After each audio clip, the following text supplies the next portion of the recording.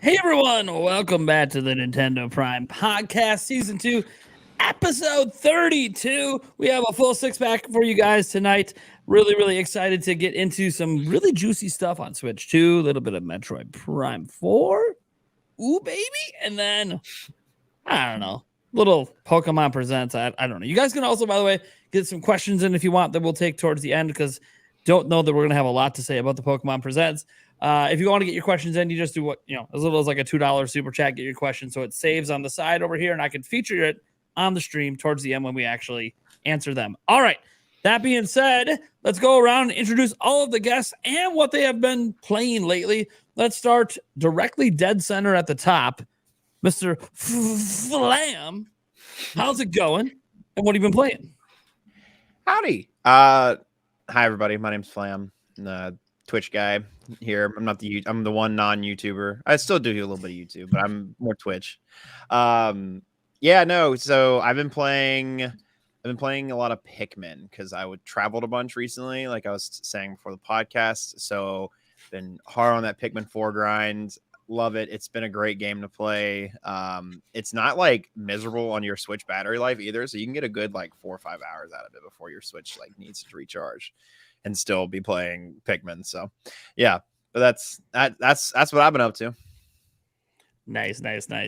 Right next to the man we have coming back again, Nintendo Talk. How's it going? And What's up? I am playing Animal Crossing like always, but I got a recommendation for Nate, actually. I don't know if anyone else here is sports fans, but Legend Bowl came out today. It's a retro football game, and it's really good. Nice. Is it on Switch? Just came out today. It's like Tecmo Bowl. It has like a full that already excites me. Like, it's great. All right. I'm gonna go maybe purchase this right now. NBA Jam's my jam. NBA Jam is pretty great too. Yeah. Double Dribble back in the day, NES. Double Dribble. Yeah. Paul Gale Network, you're up, buddy. What have you been playing lately? Pikmin 4 and Street Fighter 6. Oh, by the way, congratulations, Paul Gale Network, on hitting 3,000 subscribers. That's awesome. Thank you. And for those who don't know, he dropped a Tears of the Kingdom review that yours truly is part of. So you guys should go check that out on his channel. Might get re-uploaded on my channel at some point. We'll see. I'll probably have a lazy day where I'm like, I'm taking today off. Here's a review. I use that to get a couple more. Yeah, right. Use that to get you some more subscribers. Nick with no K, what do you got going on? What you been playing? Honestly, oh, I've been playing a lot. What's up, robot? Oh boy. It's more like Martian. Apploroids. That Martian. Apploroids. Wow. Something happened Nick, between. Nick, when you watch this back, it's still bad. It's still bad. I think if the cable on your mic is probably not connected well, I would reinsert it. That's probably what it is. Nope. Still. Something's going on. It's funny. We just had this fixed. Okay, we'll come back. I'll just restart. What have you been playing lately, bud? I've been going back and forth between Pikmin and Tears of the Kingdom. One night it's Pikmin, one night it's Tears of the Kingdom, and another night just passing out watching One Piece. So there you go. Are you eating cereal right now? Gear 5, baby. Yeah. Are you a hardcore One Piece fan? Hardcore. I did cosplay as Luffy at a Comic-Con. Awesome. Have you seen all the episodes? Because it's crazy if you've seen every single one. So I'm actually currently finishing up the Fishman Island arc, which is around the 500s. This will be my third time rewatching the series. So like how I watch One Piece, because it's slow paced, I'll watch like half a dozen or so episodes and I'll get caught up and I'll take a break for a few months, watch something else instead. So it's easier to binge it because of how slow paced it is. You can just kind of skip the intros and get like a good chunk. But because I was waiting so long for Gear 5, I was like, you know what? Let me just start the entire series over. It's probably going to take me half a year to watch it again. Right. And here we are. Gear 5 is out, or Gear 5th. And for those who don't know, Gear 5th is basically like the equivalent to like Luffy's Super Saiyan that we've been waiting like decades for. So it's a good deal. Nice, man. It's not just a power-up. There's more to it than that, but yeah. Yeah, no, I like One Piece. It's one of the few animes I do watch. So. I did not know that, actually. Yeah, there you go. Oh, I guess we're more friends now. It's one of the it's like the only one.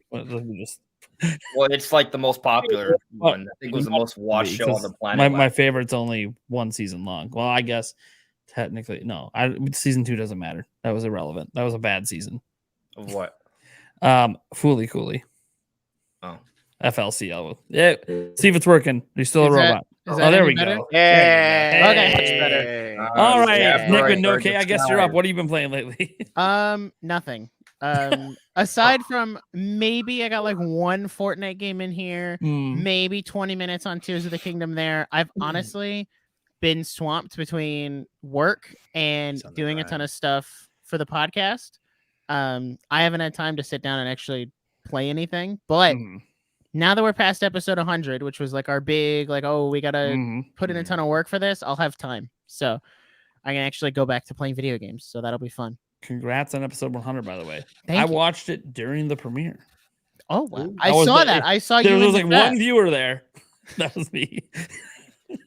That was watching live. But that's okay. It's got like 30 or 40 views or something right now. It's bouncing climbing. up there. It's climbing. You'll wake up tomorrow and have 1 million. Ooh, That there would we be go. great. That would be Right? sick. I'm still waiting for that 1 million view video. I've That's got gonna one. be a day. I've got one. My body is ready. It's got Reggie. 2 million views. I was You the should- one that I was the first to put that meme on YouTube. So yes. You Long need the time sequel. ago. Yeah, right. We need the sequel. I don't know. Doug Bowser's got to do something. I don't know. They don't do stage presentations anymore, so I don't really know where I'm going to get the meme from, but who knows? Maybe Right a now, Nintendo Live a lot I of would miss have that done era. Maybe Oh. Nintendo Live. Maybe he saw something crazy on stage there with somebody, and you're like, huh? What? Clip. I I'll got a let you lot of know. neurons firing right Once now. you know. Like, I think you could really, I don't know. There's a really cool video series you could do involving My Body Is Ready. Just, you know, A series of shorts. I could Netflix see. documentary. The videos. we you go. could do whatever you want with it, my friend. All of them. Mm. You're keep all these brain blasts. I'm gonna explode. I won't be able to do the podcast. Oh my god! You know what? You Birthday better party. you know what? You got to email me these ideas. You always say you have them, and then I don't get them, and I know you're not going to use them, and then you forget about them. Yeah, no, the My Body Is Ready movement is for you. Okay. Because you think about it. Because I am the Right, OG on YouTube right, with that one. All right, yeah. all right, ready? Okay. Sure. Better jot this down. Recently expressed to me, I don't know if it's public, so forgive me if it's not a public thing, but you've recently expressed to me that you've been doing more of a concerted effort for your health, eating healthier, exercising. You could turn that into a series. And call it My Body Is Ready. My Body Is Ready. It could be wholesome, but also funny. This is the content. See, this The sounds like a content great frame of this idea. one. But every I time could my definitely body is talk ready to and it. appears on my And it videos, does I a lose little subscribers. I'm probably losing subscribers right now, just being Well- on my own channel Well, live. so that's the thing, though. I also think, like, depending on how you kind of How you like phrase it? how you campaign, right? Like, if it's about, hey, join me on this journey to ready my body. We're getting ready for Switch 2. We've got to be Yeah, at like- peak fitness. Yeah, like Trying to yes, shape for yes, Switch 2. exactly. That could be. Oh my god! Work out every day until Switch. So I work have out the every day energy until Switch Pull 2. all nighter on launch night because I don't have that sort of energy anymore. And then We you gotta- gotta work out again. And Gotta you can work think out of like and eat different healthy and game get there. challenges. Like I remember when Nintendo Land came out, I had this idea to put on like wrist weights and go through the Zelda like sword fighting thing. Oh, that'd be fun. It's a calorie burner. Just Oh, saying. I bet. Yeah. I So wanna do a big. Oh, sorry. No, go ahead. that might be a good idea. I mean, I I jotted it down. I'm gonna so. be a little selfish here. Because I rarely do this, but I hit 30,000 subscribers today. You did. You hit it Let's today. go. Nice. I knew thought you I- were right there. I was hoping it was going to happen right before the show. It's Congratulations. awesome, man. It did. It Well, literally. did. congratulations. So 30K there you. with 3K for Paul. Dude, let's just keep growing. It's all of us. Let's get Yeah. Nick and No K's nerdiest podcast. Let's get that to 1,000 subscribers. We can do that. I'm trying to get there by the end of the year. That's the Let's hope. do it. Where you at? Do it.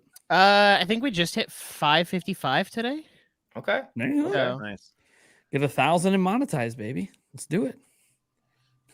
All right. I don't think it's 1,000 anymore. Is it 500 now? I It's- don't even know. It's 500 for like you 3 can months.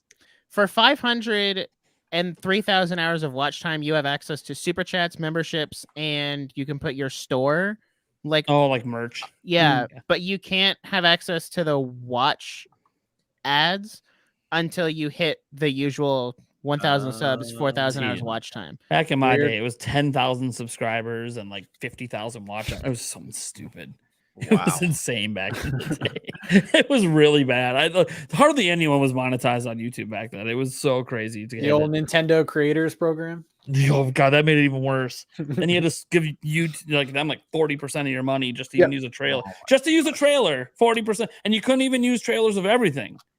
Smash, forget about it. You can't even put that gameplay up, man. You're done. It was bad.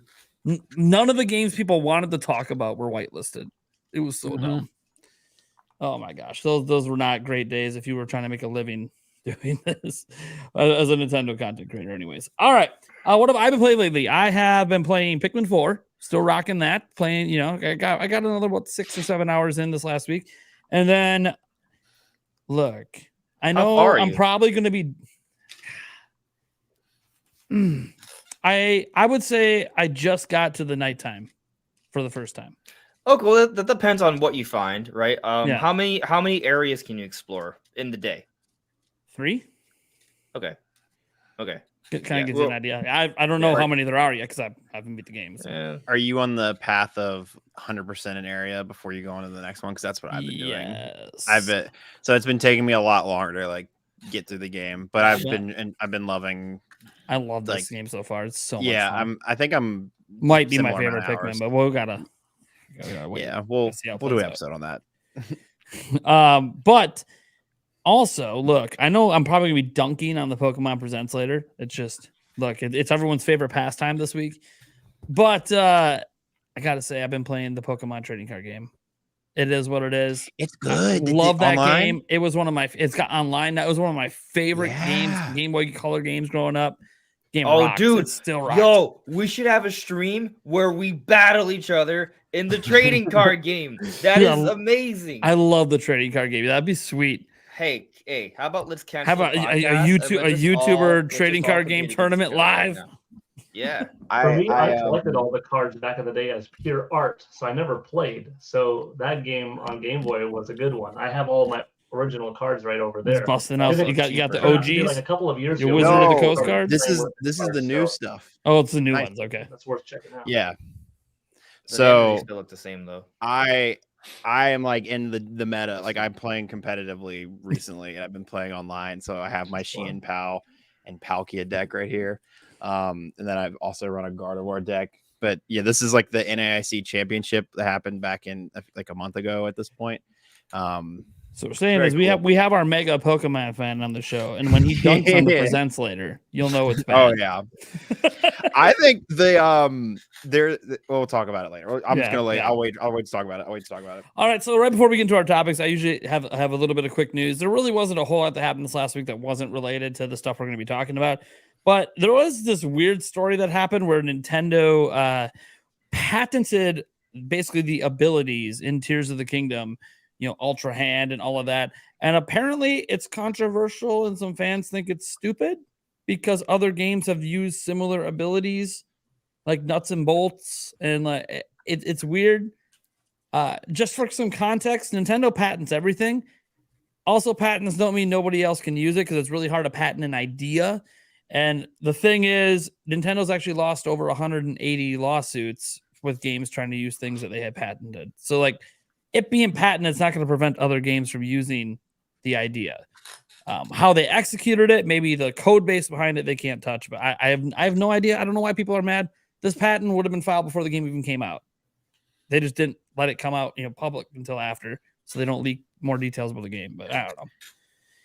Kind of weird. It just seems weird to me that I mean it's probably just for the names, honestly, like the Ultra Hand and whatever, so people don't mess up the lore. I don't know why people are mad. Honestly, apparently there's more people upset about it than I realized. So I almost made a video on it, and then I realized, who cares? Apparently people like to be pissed off.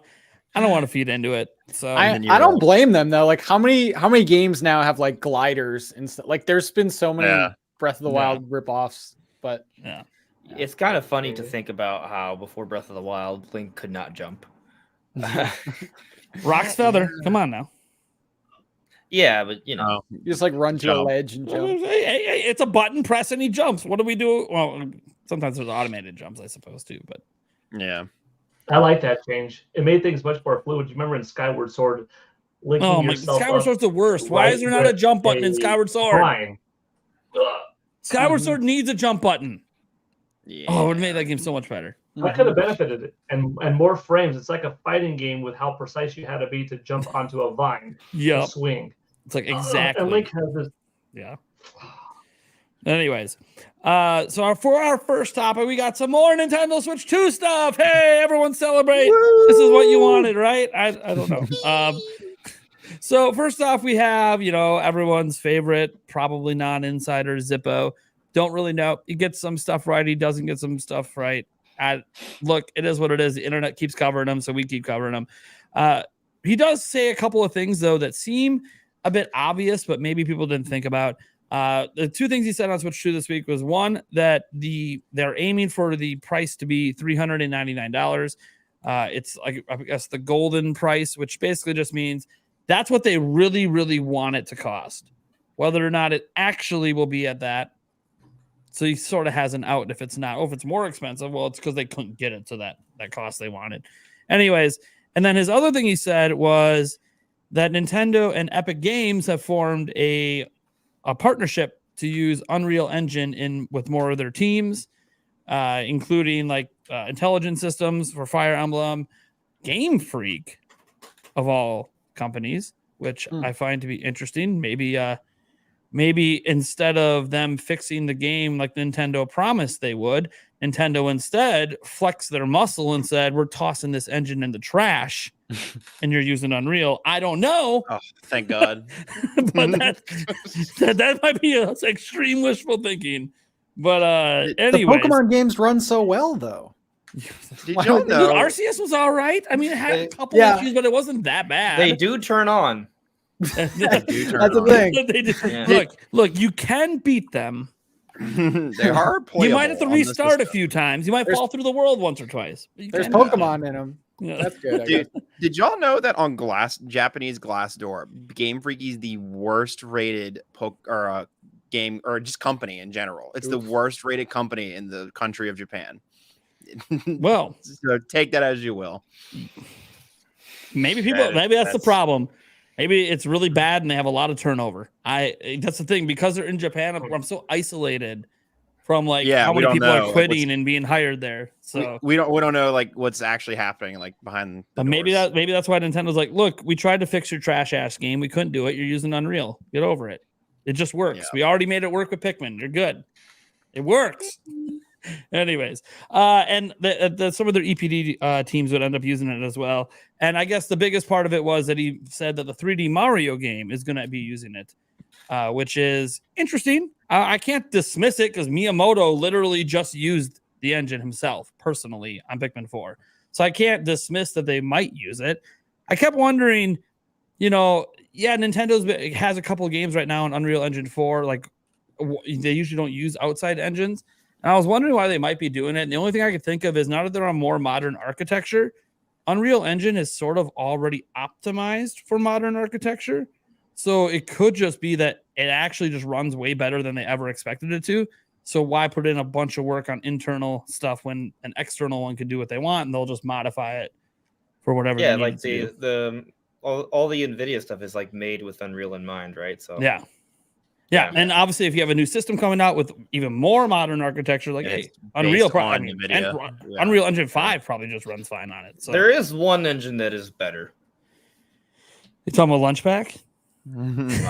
I was just gonna say whatever the Metroid Prime engine is. Yeah, whatever Retro the visuals Studios are are gorgeous. using, they're killing it. Yeah. Unreal Engine produces pretty visuals too. Have you seen Pikmin 4? I know. One of the best looking games on Switch. Yeah. It is very good. It's very good. It is attractive for third-party developers to jump on Nintendo Switch 2, and that's what they try to do. With making Yoshi's Crafted World or Woolly World. No, Crafted World. Crafted World. Yep, that used Unreal. Show that, hey, you could use your engine on here. Here's how successful. Here's how nice it looks. So make a compelling argument. Maybe they do something that bold, which would be crazy with Mario, supposedly. If we could make it this good, imagine you've got these resources too. But I don't know. Nintendo to use something else other than their internal for Mario is wild. It's a wild. Yeah, I have. I have a hard time with that. Yeah, but I have to check the I'm source gonna on say that. no. But it's Zippo. It's Zippo.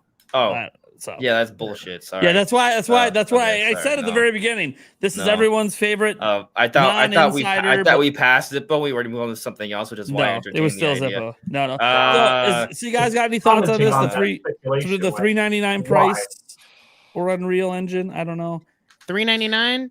I mean, kind of makes sense, especially if they're gonna sell it alongside this OLED, and like just keep selling the OLED while they sell the new one, because I feel like it would be a little too confusing, or at least in their mind, it would be too confusing to have two 350 consoles. Be like, oh, why does this one better, but it costs the same? Like, also, it's Nintendo. They know they can get that extra $50 out of us, and they're like, well, kind of like with Tears of the Kingdom. They're like, oh, we can get that extra $10 out of you, and they sure did.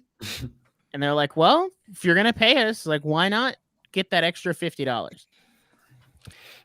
Look, It just depends. last week I said $2.99. I'm sticking with $2.99 For Switch 2. There's and I was reminded of something that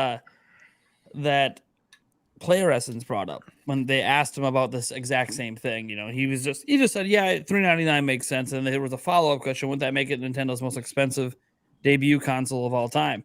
And he said yes. And I realized, I went back and checked, it would be the most expensive debut console.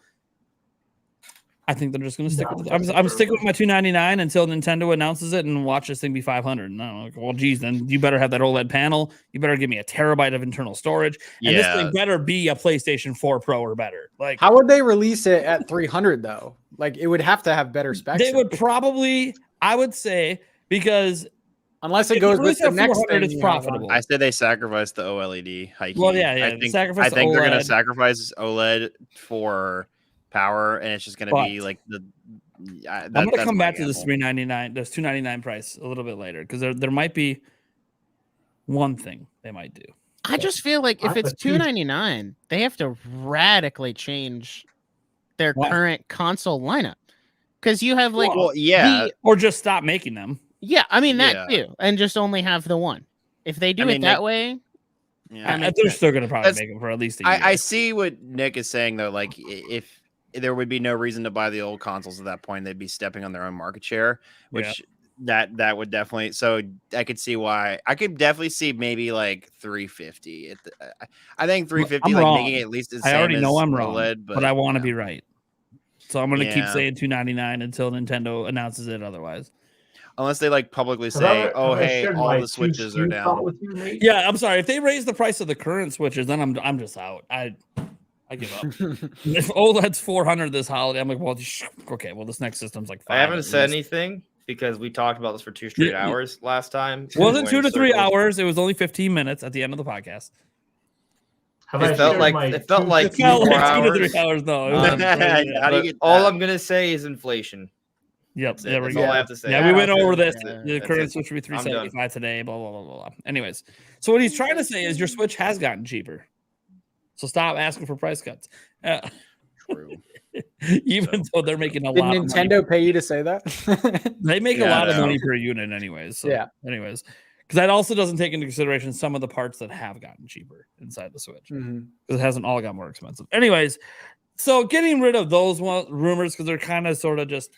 You could argue a little bit of safe bet. Hey, Nintendo's been using Unreal Engine. They are doing a good job with it. They're probably going to use it on more games. Makes sense. The price point, $3.99. Okay, yeah, that's pretty much what everyone thinks. That's like the consensus what it will release at. But this next stuff is really interesting because it comes from Special Nick over from Xbox Era, who has some developer friends. And he has heard some things about the Switch 2 as well. 2 very interesting things. One of them is something he's heard a while ago, and it's just been reiterated to them. And that is that there will be a digital-only Switch. Not that it's the only one, because obviously we've already heard about the cartridge slot stuff. But there will be a digital-only Switch. Whether that's at launch, he hasn't said that. He doesn't know if it's at launch or if it's going to be a later, like, light version that they release later that will be digital-only. But it does open the door for the potential of having two systems at launch. And the only time Nintendo has really done that was the Wii U, where they had the two different size, 8 gigabyte and 32 gigabyte storage. But I don't really think that that's why the Wii U failed. I don't really know that anyone thinks that's why the Wii U failed, because they have the two different versions. And the two different versions has sort of been standardized thanks to Xbox and PlayStation and Steam Deck, all doing the same thing with multiple versions of consoles at launch. So let's just stop there before we get to a second part and go, what do you guys think about an all digital Switch 2 as an option? It's gonna be pretty rough if you have a mostly physical library. Well, If you it's probably wouldn't backwards buy it compatible, if you had a mostly physical library. I mean, you'd buy the one with Yeah. the I'm. It makes if it was only like that was the only option. only would be that'd be rough. That would suck, because I mean, what am I gonna do with all those on the backwards compatible? Yeah, I got Are a they huge. They're gonna tell me to buy them Although, to again? be fair, most TVs have 2 HDMI slots, 3, 4 HDMI slots. So if you have your Nintendo Switch and your Nintendo Switch 2 simultaneously hooked up, you stick your cartridge in that one and you play that one, occupying that HDMI. So Yeah. backwards compatible would be nice, but not like end all be all. I had an NES, SNES, N64, Dreamcast, GameCube, PS2, everything hooked up, daisy chaining one by one to my old school TV. I'm like, it's fine. Nowadays, I have a PS5, Xbox Series X, and Nintendo Switch, and I switch between HDMIs. So to not have it backwards compatible, not a deal breaker. Well, my argument to that would Okay. be, since the Switch is the new portable console, it's like carrying a Game Boy and a DS around to play both. You know what I mean? When they did that they made it backwards compatible on the DS with, you could play the Game Boy games on the DS. So I would hope they would have at least an option. I mean, if it's just an option, I think the digital only is great. Like most of my games are digital. I only get the important ones physical, important ones to me. But yeah, that I like the idea of a digital option, especially for people who, especially if it cuts price, like if it cuts $50 off of the thing, then yeah, here for it. More accessibility to the console. I think it would also be a killer for parents who are buying their kids the new Switch, just so they don't lose the cartridges, and they're like, oh, well, you can't lose the game if it's on your Switch. So I think it's not a bad idea as long as it's an option and not the only thing, because I'm a huge physical collector. I like buying most, if not all, of my games physical, and not being able to do that would be very disappointing, because I like having the case and the cartridge, and it's like whole thing. For me personally, I love it. What I could see them doing is they take the Switch Lite, or like they have like the regular and then the Switch Lite, and the Switch Lite becomes the no cartridge model. Like it's the only portable, only no cartridges, and then the regular Switch is okay. It has cartridges, has a dock, whatever the Switch 2 that is. So I can see that being the way forward. Go ahead. Let me ask you guys a question. Like going digital only, what real benefit does that offer the system? Like because a disk drive is cheaper, that's significant, but a cartridge slot, like how much cheaper does that really make the system? How much smaller does that make the system? It's not that a feels moving kind part like a disc, right? It's very different. Slot, you just have more pins and. So here's my thought.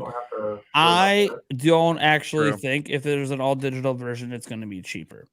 I think what Nintendo is going to do, because people will just assume it should be cheaper because it's cheaper for the other systems. I think this is going to be the difference. The one with the cartridge is only going to have an internal memory of 256, and the all digital is going to have a 512, and they're just going to charge the same price for both. Oh, I see. Now it'll be a little bit less profitable, but it's obvious if you're buying all digital, they make more money per game sold. So it's not going to matter to them as much. And Andres is over there like squinting. They buy one video game. I bet you it's instantly profitable. I've been squinting at everything. But like literally just one. We would probably instantly, because think about it. They don't have to give up anything to the retailer. They don't have to give up anything to the manufacturing cartridges or to literally Nintendo. When you buy a game, they just pay the taxes and then they get all the rest of the money, pure profits. Yeah, GameStop is not. GameStop would hate this, by the way. But you know what? GameStop might not exist by the end of this. I understand what you're saying. Yeah. So that would be my only caveat. I don't really think it actually would be cheaper. I think they would just try to entice you with a bigger internal memory because you would need a bigger because it's all digital. Just Kinda for the sound- record, it's like the difference of 256 gigabytes for life. Well, It's you have a terabyte. It's eh, slot. Like you're buying eh. it because you have the option to get the one with the more memory if you like to go all digital. I'm not saying that I like this. I would rather they both just have 512, to be completely honest. 512 and the ability to add a 1 terabyte micro SD card. That'd be great. That would be a pretty doesn't the solid Switch sell. Technically support up to Reset. 2 terabytes, but they just don't exist. Up to 2. Yeah. You know what? It's easier Wait for me to Black believe. Friday and get them for like $80, 2 terabyte. What's easier for me to believe is that Paul. It seems like you kind of agree that if they did, if it was no like cartridge slot, it wouldn't make that much difference for the price for Nintendo. But I feel like if they did go do that, they would make it cheaper to encourage people to buy it, so they can make more money long term. I could see that. Oh, yeah. Like if maybe there is a $300 version or a $350 version, and it's that's digital only. Because it is more profitable overall. They'll make more money off people buying games on that system. Yeah. But I think it would be cheaper, even though it wouldn't actually be that much. In terms of for Nintendo, maybe they cut their profits entirely and it's Right. a break-even system. Yeah. Maybe. Here's- It's weird to me. It's all weird to me. But It is You know. weird, but it's also I keep reminding myself that Furukawa said we're always up here and then we fall off. You know what? Maybe we're not going to fall off because we're going to make decisions that we usually don't make, and that is we will have a system at launch that doesn't make us money unless you buy a game. Here's the real $300 question. would sell really well, I think. So What if they doing a digital only Switch too? Will it have like special colored Joy-Cons that also incentivize you to buy it? Like, Oh, we're that'd be so doing bad, especially at launch, because then you'll have collectors Special that want to get colors. both because you need the different color Joy-Cons or whatever. like we're finally doing solid blue Joy-Cons on a console. Oh man, Just That got would make another- me buy it. Here's another neat little consideration. If they did have a cheaper digital version, that might make third parties happier, because even if there is backwards compatibility, you have to pay. I mean, digital you may still get it, right? But like your eShop stuff, but like all your physical stuff, if you'd have to there's no rebuy. cartridge slot, you can't use it, right? So like it's almost kind of like you have to pay the $400 to get the backwards compatibility, which a lot of people may not, which would then mean I hope that people if may this have is to a thing, rebuy stuff, and that will make third parties happy. it's a revised version later, because the idea as a content creator that I'm going to be buying both at launch before I even buy a game just makes me uncomfortable. I don't have to, but I will, because I want to cross compare what there's other differences, what if the screens are made by different companies, so there's slight differences there. Well, easy What if excuses like you one's get- like you 1 have millimeter kids. smaller for some Also ungodly kids. reason because we removed the cartridge slot, so we got to make it 1 millimeter smaller. What do you mean you got to make it 1 millimeter smaller? Now I got to open these things up and see what's different. Oh jeez, it's gonna be a lot. This sounds like something that would come like a year or two into the next system. Like I remember the DS first came out and you could play like Game Boy Advance games on it, Mhm. and then they continued to make like different models that got rid of that. So it kind of, I think it'd be cheaper. It'd just be like another SKU that people could go in and save like $50 on. Yeah. Yeah. I mean, this just sounds like one of those things that if they did do it at launch, they only feel like they can because everyone else did. Mm-hmm. It's one of those, hey, we actually paid attention what everyone else did and they did it, and the backlash wasn't bad, so let's do it ourselves. Now, Nintendo has noted that, and you can look at their financials, it's around 50-50 split on the game sales. It's about 50% digital, 50% physical. Obviously, some games, fluctuate which ones are doing that, but it is interesting because I thought about it myself. A majority of my games are actually digital. And the ones that I have physical copies of, I also own digitally. So like that collector's edition of Tears of the Kingdom is still in the box. I have it digitally. I don't need to open the physical copy, but I do have it because I don't trust eShops. I don't trust that Nintendo's going to maintain my access right to my there. favorite game of all time. That's forever. why I own all my favorite games physically. Yeah. I will say though, do I really need to worry about it? Switch is so easy to emulate and it's all over the internet. So honestly, if they nuke it, I could just illegally play. At that point, I wouldn't even feel guilty about it. Illegal. I won't even feel guilty about it. They took away my access. You bought it. Yeah. You know. Here's a neat little idea. If Nintendo does have like a digital only version, I kind of lost my train of thought. Damn it. I had something. Oh, I did. I thought it was pretty good, but I maybe I'll agree. come back to it later. Thank you. So Thank for you. true. So for true, Andre. Yeah. So Nick from Xbox Era had one more thing, and I believe this all actually comes from the same source, I believe, that he has. And he knows something that he's unwilling to really reveal, because if he does, according to his source, Nintendo will just know where it came from.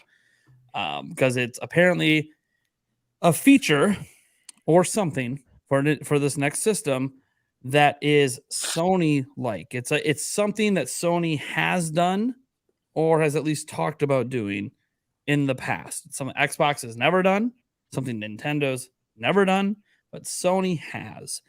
And he's very curious how people are going to react to this thing when it's unveiled. Now, I kept thinking, well, why? I mean, why would this, reveal his source or whatever? And I'm like, oh, maybe this just isn't part of the bog standard dev kits that are out right now. So it's a specific feature that only maybe an internal Nintendo company would know right now, which we'll find out later, because he's also the source on Metroid Prime 4 rumors. So you could sort of infer where he might be getting his information from.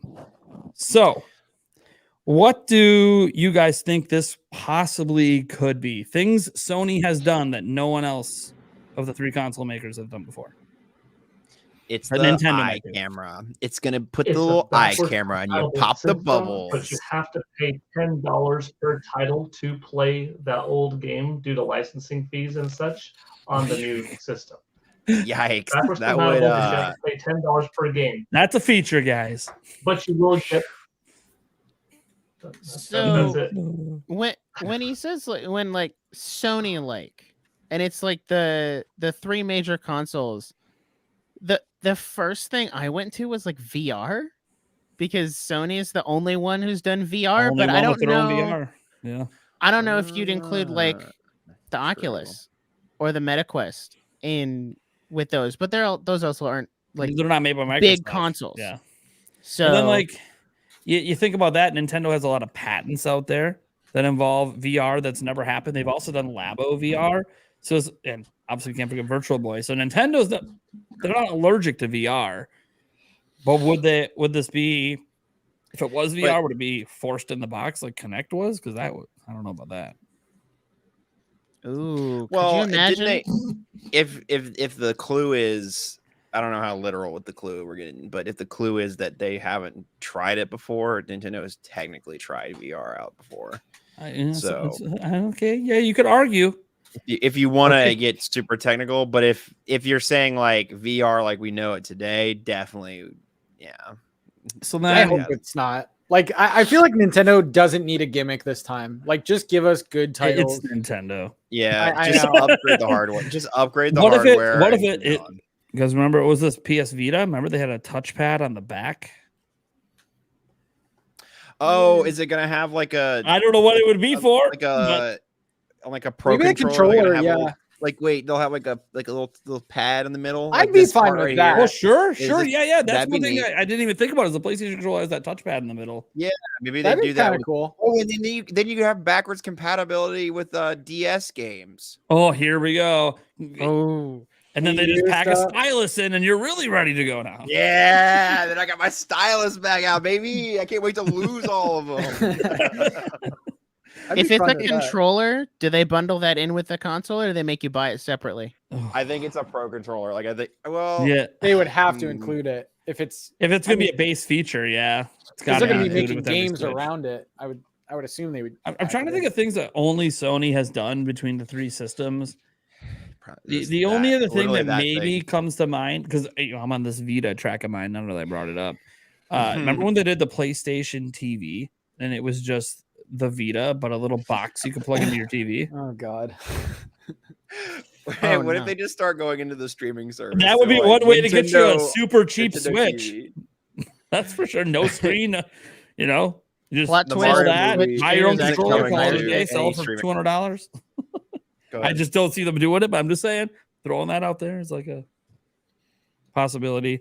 Sony's done a lot of things that haven't stuck around, and they've also done just a lot of things that have, and I'm not really sure, what to go into. It also doesn't help that I've talked to him since then, and I know more now, and I'm not allowed to say anything.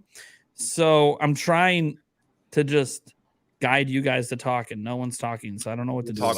So wait. So you do you know what it is? Oh, so he knows. He knows. Look at that little giggle on his face. He knows. I will tell you right now, I do not have 100% confirmation. I just have a very good idea. Is it a gimmick? Yes or no? I don't even think we'll talk you can- offline. I can't go further. I can't. Yes. Damn it! Offline. We'll talk offline. I do remember what I wanted to say earlier. There it is. There it is. He's back. So, but the thought I had was that if you think about how Nintendo wants to encourage us to go digital long term, that actually encourages them to make sure everything's backwards compatible. So all those eShop purchases we made, all the investments we've made, if they go ahead and they move on to the next generation, we don't have that. That doesn't instill confidence in their consumers that an all digital future is a good idea. So just sending some food for thought there. Well, technically, Xbox did this one thing. They're not doing it anymore, which could speak to the mindset that this is a Sony-like idea and not an Xbox one. Xbox this month retired games with gold. They went ahead and turned everything to Xbox Core, and they're basically saying you want free games or whatever, quote unquote free games for your subscription, go get Game Pass, which is a better deal anyways. But with games of gold, if you download it in that month, you own it even after that month. So we actually talked about this before the show earlier. Yes. And what you're saying is actually somewhat tied to my random tangent from what I forgot about. It's just about games Nintendo has available on their eShop, right? Yeah, your tangents, your little mini tangent here is what made me remember. Oh yeah. Yeah. So what's interesting, right? And I was trying to think okay, what would be something that would be potentially really cool, but also something that could potentially piss people off? Twilight Princess and Wind Waker HD. We're getting them. But we're only getting them as digital games that are on a cycle. You only get them if you have Expansion Pack Plus, and they're only available for February. And if you don't download them, you're done. You gotta wait until they might decide to bring it back in 4 years. Yeah, but the neat thing about it is that if for NSO members, you do get a lot of free Nintendo games, but it also means some of those Nintendo games, that's the only way you can get them. Maybe that's how they also repurpose 3D All-Stars. It would piss people off. You're just going full Sony Evil Corporation PS3 era. The branding is there. Just call it Nintendo Selects. Listen, if the games aren't on the eShop, they haven't brought it back for the Switch era yet. They only did it in the 3DS, or the 3DS and the Wii. 3DS and Wii, yeah. If you download them, you have them. So you just have to make sure to download them. I'm not against the PlayStation Plus / Games with Gold model in a general sense, especially the way Sony does it, where 2-3 years later, they'll just give you one of their first party games that they released 2-3 years ago. Just give it to you. It's just on there because the idea for them is to encourage more PlayStation Plus subscribers. And if that's if NSO is starting to become a major revenue for Nintendo, which it looks like it's starting to get there now that people are re-upping their subs every year, it's okay, well, what's the next step to push more people there? People aren't really happy with those free games you've been giving because you're taking them away. Mario 35, just rip it out. We got DLC. Are we going to get all of it? No, you just stopped adding DLC to it. So what's the next value add? Maybe you get free games every month. Drop Xenoblade 3, but only right for before the next Xenoblade game. I feel like Nintendo values their games way too much to give them out. They value yeah. By the time Sony, by the way, what's left out of this is by the time Sony does that, they're selling the game for $5. Yeah. Kind of left out of that conversation. That's a great point. That Nintendo games have too high value. But you do wonder that what if they make it where this particular tier you have to sign up for a year. So the idea they're trying to do is, they might make more money selling individually. They'll actually get a boost in subscriptions each month. One of those major games hits. And even though it's only there for a month, the money made overall from that subscription that might keep it on automatic renewal. It's going to renew for another. They might actually make more money overall Again, it's a scummy business practice, but every company with subscription services does stuff like that. I could see them doing, hey, get Nintendo Plus expansion. I couldn't see them say, hey, get the year's worth of it. That's such a steep ask, because a year worth of Nintendo Plus, I think it's $80 or $90 or something like that. Like that's a steep ask for people. I mean, that's $10 more in Tears of the Kingdom. So well, they'll argue, well, look at the value. You get 3 games this month and 3 games every month. But you're not taking into the fact you might own most of them coming, Maybe they include like suppose. a voucher. If you sign up for a year, you get a free game voucher or something. Is this like? Yeah, they do be pushing the vouchers. Are we assuming this Nintendo Plus is part of the current expansion pack or a separate thing? Because if it's part of the current expansion pack, I think that's worth it. Yeah, because you're not, especially if they don't raise the price. Because you're getting all that DLC, you're getting the ability to play online, which shouldn't be behind a paywall, but it's there, and you're getting all of only the on gaming consoles. Play PC, it's free. It's interesting that Nate knows something, and we're still on this Nintendo Switch Online. So It does. we're getting warm, boys. Does themes count as a PlayStation thing? I don't know if PlayStation does themes at all. I know Xbox does. Xbox has like colors you can choose. Does Although I think PlayStation in the do, new like, game update, themes though. I think in the new update they're adding themes on Xbox. They're doing a new home update soon. I just had the notification on my Xbox about it. So apparently I think they're adding themes. But Nintendo's had themes before. Like it would just be bringing it 3DS back. was great. Oh my gosh, Oh. I love the theme of 3DS. I And figured there's it a out. lot of people. Oh, you figured it out on us? What have we Yep, got? figured it out. It's really simple. The feature is a good name. They're just going to call it Switch 2. That's it. That's it. Look, nobody That's it. thinks it's actually going to be called Switch 2, but it's sort of like, but it's the But like, what if it was? it should be. Like, can we talk about this for a moment? Like, what? Look, if the dev kits are true and the reports we heard are true that it's another portable hybrid device like the Switch, why would you change the brand of it away from the Switch name? And if you're going to keep that Switch name because it is literally a sequel that does the dock and on the go thing, then why wouldn't you just put a number? Why use any other term that could confuse the user base when every electronic company in the world uses a number besides Xbox? And I don't want to hear about Xbox because Xbox One X and Xbox Series X are 2 entirely different generations of systems. So they're not very good with their branding.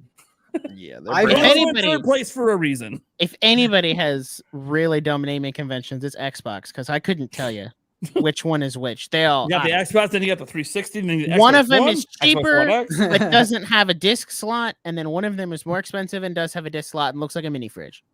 Yep, and then they got the Series S, but now they got the S, the Black Edition, which also has an extra 500 gigs of memory. And you're like, what are we? I don't understand the branding. See, at least for PlayStation, it's easy. PlayStation 5, this is just the PS5. Then we have a PS5 all digital version. Okay, it's digital only. Simple. Pretty straightforward. Why can't we have simple branding? Even the PSP was cool. It's like, oh, what's this? It's a PlayStation portable. It's a portable That's it. PlayStation, right? So Yeah. it's The so Vita simple. brand. I didn't understand the Vita. Well, thing. they also can They that. They also like- can that, and it didn't Yeah. go well for them. Yeah. Yeah. So So simple go branding. ahead. Can Nintendo do simple branding? Are they even? Well, capable? do we think that the new Nintendo 3DS was a good branding name or a bad branding name? Terrible. Horrendous, Bad. especially when you have a video game series with new in the title. Good concept, Yeah. bad naming. Yeah, I could, They would've but better as off much with as I hate to Fresh. say it, I could see them saying the new Nintendo Switch or the Nintendo Switch Pro or like the Nintendo Switch Plus or something like that. I could Plus, definitely see them maybe. going Plus. Could you I though? could 'Cause, definitely Like, see them saying if Plus. I'm When they Nintendo, released- I'm looking at the Wii and Wii U, and I'm so scared to name it Well, Switch. Oh, Yeah. true. That's So it's true. like I would be shocked if Nintendo. Well, it switches depends name. on how much of a departure they want this to be That's from, because this seems like they want it to be more, because like the Wii U, you could argue was like a huge departure from like what the Yeah. Wii was at its core. And that's why the branding was so confusing, is because the branding made it come off as, oh, this is just Wii with a little bit more, or it's a Yeah. controller for I the just Wii. believe in But simple branding.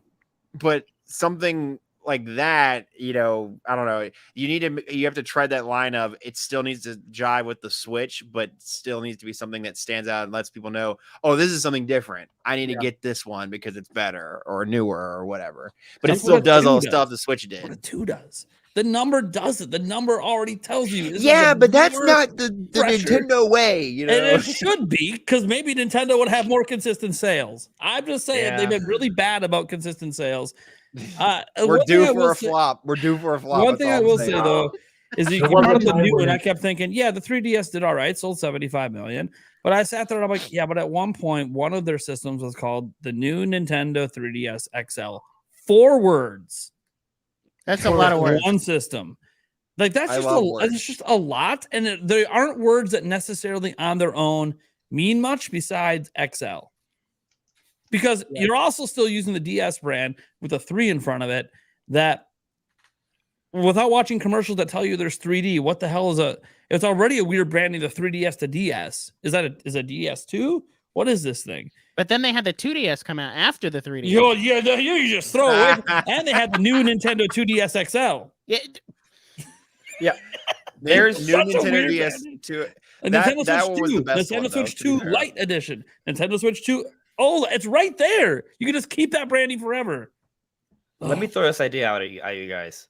So, what if the name for the next Nintendo console is just Nintendo? That's it. No, Don't shut me down, that's please. Too Enter- generic. Entertain it. Just But entertain the it for a Nintendo- moment. We used to call But PlayStations Nintendo then, back then in the everyone's day. gonna We sound like a can't do this. grandma. Oh, they're playing the Yeah, we're all playing Nintendo. You're going to make people You start know, calling with PlayStation Super 5 Nintendos again. World having Nintendo in the title, it's not too crazy of an idea, but I don't think so. But I know I'll entertain it. Nintendo back in the day, they had a lot of pride in the name, and they were the hottest thing on the market, which is why it was called Nintendo Entertainment System. So the natural thing was to call it Super Nintendo Entertainment System, to just say that it was the next best thing. Super and Mega were very popular words back in the day, as you saw with Mighty Morphin Power Rangers, Mighty, Supers, Ultras. Nintendo 64, that next evolution. Nintendo GameCube, same thing. Wii was not called Nintendo Wii. They actually saw themselves losing, going 60 to 40 to 30 to 20 million in sales. So it's like, our Nintendo name brand doesn't sell as much, isn't as much of a draw anymore on itself. Call it Wii, and with Wii came a very nice marketing campaign with the 2 remotes looking at people, bending over, bowing to one another like Wii remotes. The 2 eyes, it meant, yes in French, but we as in us inclusive, playing in English for majority gamer language perhaps. But with Wii U, trying to go off of that established success from Wii, but too difficult of a naming in U, even how they showed it off for the first time was, I was at that E3, at that conference, they showed the gamepad first, later on showed the console, which was a very similar looking console. And, it pained me to be the Nintendo guy that I am, to have family members saying, what do you think about the Wii U? Like, so you could play the thing on the screen? Like, oh gosh, people didn't even know that it was a new console. But then now Nintendo's back to Nintendo Switch, brand name recognition.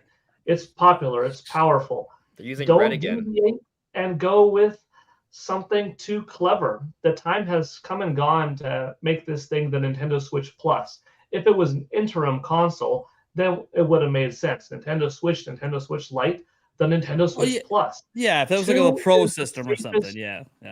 2 is the safest way to go, and it might be boring, but you're not going to confuse the audience. The price is going to be different. The name is very different. And then I think that's enough. They'll change up the box I design worry to make that things look different too. Yeah. coming up with too clever of a name, even though I personally think Super Nintendo Switch is cool. Nintendo Yeah, I was going to Switch say, Super somebody suggested that is one of the last podcasts is putting Super. But Yeah. New Nintendo Switch U. No. Why not just put Pro, New XL, and U? Put all the monikers that Nintendo's ever used. Nintendo Switch TOO, because it also Oh plays no, your no, Oh please my don't. god! Nintendo, don't try to get too intelligent. No. Don't do that. No. But I can see Just like, the number 2. I'm not saying this because I have really good search results for Nintendo Switch 2, so it would be convenient for me. I'm saying this because I actually think it's just the best way to go. There's a reason the market uses numbers. General consumer, even hardcore consumers understand bigger number equals newer, bigger, better thing. And because of smartphones now, the advent of smartphones, more people are a lot more aware that, oh, okay, number, okay, there we go, right? And let me just kind of like 27. Well, people will know it's better than the iPhone 26. They'll know. Yep. But what was I gonna say? But like, what is the purpose of a name? Like what is the purpose of a name? Like sell products for them. That's their whole purpose. Brand recognition. So what do they do to have the best brand recognition? I mean, some of that does depend on what they're doing with the system, but if it's another Switch that you dock and pick, okay, you keep the Switch brand, you put a 2. You don't change it if the next system after that's another Switch. Cool, that's Switch 3. But like you don't really change that brand, I think, until you come up with a completely different product that doesn't switch. Or at least it's an evolution to an extent where there's something else about it that they really feel like they should. Yeah, maybe now they go full wireless and now it doesn't have a dock and you can just flick it and it's up on your TV or something, some future technology, and we're like, oh, they want to call that something else. They want to call it the Flick. I don't know. Yeah, maybe 15 years from No. I'm not saying that's a good name, but then again, what one of us, guys, before they unveiled this thing, would have thought they'd ever use the word Switch? That's true. For a name. We think of switches like, oh, light switches, and like we're not thinking of systems, and they made it synonymous with a video game platform. Why? Because you could dock it and take it with you, and there's other devices you could dock and take with it. No one ever thought to use the term Switch. Mm-hmm. I also got used to it very quick though. It wasn't like, oh, Nintendo Wii. Well, they were also very clever because they did the same thing they did with Wii. They gave us something to recognize that. Yeah, so good. It's dumb, it's so stupid, but it's clever and it's brilliant. Works. It just worked. It works. And it works even better because it's all about clicking it in. It's not even about switching from. It's just about clicking your controller in. Because like, when you see the just so logo, good. the logo Yeah. is. It's so good. It's just very good branding. Don't go away from that. Expand upon it. Smack a big 2 right behind it. That's what I'm saying. It's like I feel like the next console is just going to be a better iteration of it. So like 2 would make sense. Maybe Pro would be kind of lame, but it would also. Yeah, I don't think it would accomplish the job. Super would accomplish the job. I don't know if Pro accomplishes the job because other brands have ran that into it's the same generation. It wouldn't suggest next gen. I could see Plus. Yeah. I could definitely, especially because Plus is on the console, like a plus sign. So I could see them calling it like the Plus or something like that. I want to say something. If you go back like 4.5 years ago when we had the initial Switch Pro rumors, right? We were about to get the Switch Lite. I put out a video saying, listen, before Switch Lite was even announced, it was like, this is what Nintendo's going to do. Nintendo's going to call their portable system the Switch Lite, and they're going to call their improved system the Switch Plus. Sure. I said that 4.5 years ago. Switch Lite, I was spot on. Switch Pro, Switch Plus, never happened. But well, maybe I would love to hear the Plus. It did. According to insiders, that Pro system did exist. Digital Foundry being one of the ones saying, "Hey, no, they had this damn thing and it got recalled because they decided to scrap it because of COVID. It just delayed things and they couldn't get the manufacturing up." Okay, maybe it would have been called Switch Plus. And what would be interesting to find out is if we have a Switch 2, if we do get a mid-gen refresh of Switch 2 and they use the Plus moniker, when they were planning to do that for the last system. Would that be Switch 2 Plus or just Switch Plus? Here we go. Well, there it is. At this point, there it is. You're just lumping more words on there. No, because it's a symbol. You're lumping a symbol. It'd just be Switch 2, and then there'd just be the plus sign. I don't know how they would make the logo look. That's up to them to figure out. I think the bigger question is, where do they put the 2? If we look at the current Switch logo, do they put it after the Switch? You haven't seen all the fan designs? None of them look that bad. No. I haven't seen any of. I haven't seen one that really impressed me. Just type Nintendo Switch 2 and go to Google Images. You'll see a bunch of fan mock-ups of like different logos and stuff.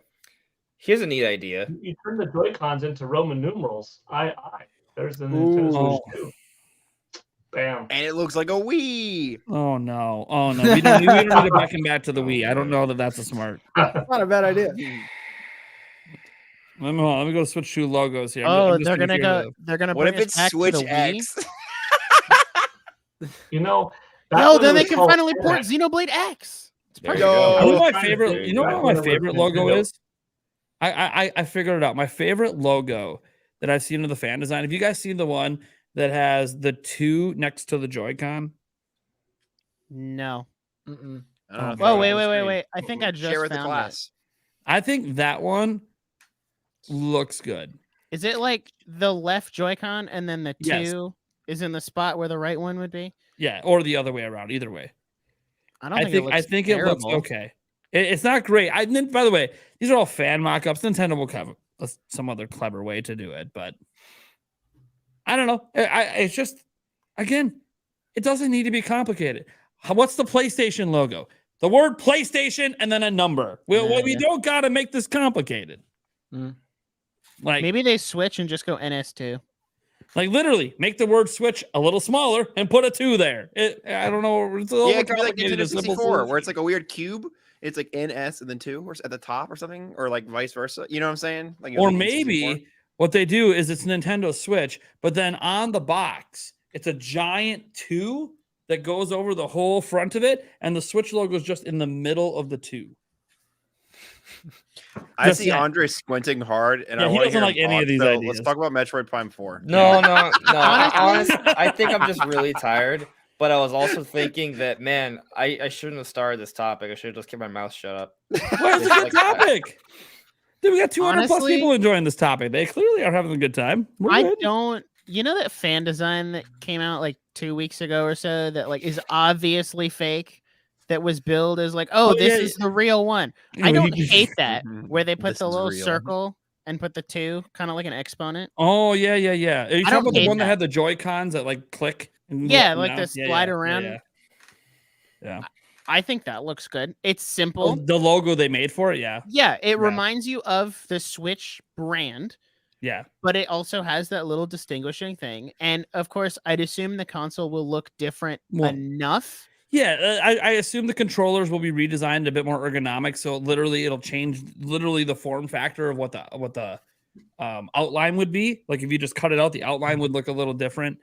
And obviously, I think one big thing, you look at all of the Switch stuff, you always see bezels on all Switch images. Bezel. What if this thing's basically near bezels list? That'll also make it look different as well from just a picture perspective, being like, oh, why is there no bezels on this? Is this a fan mock-up? No. Look at the Nintendo Switch 2.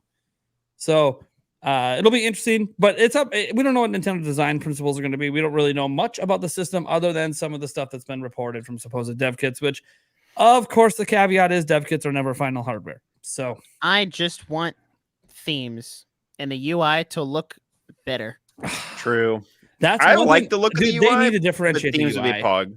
Just would be enough. big It needs pog. to feel familiar but fresh. I really Give like me the 3DS. whole. Give me 3DS stuff again. I like the gradient design that I see in a lot of the, A lot of the Mock-ups, mock-ups, yeah. or like how it changes the background based on what game you're hovering. Mhm. Yeah.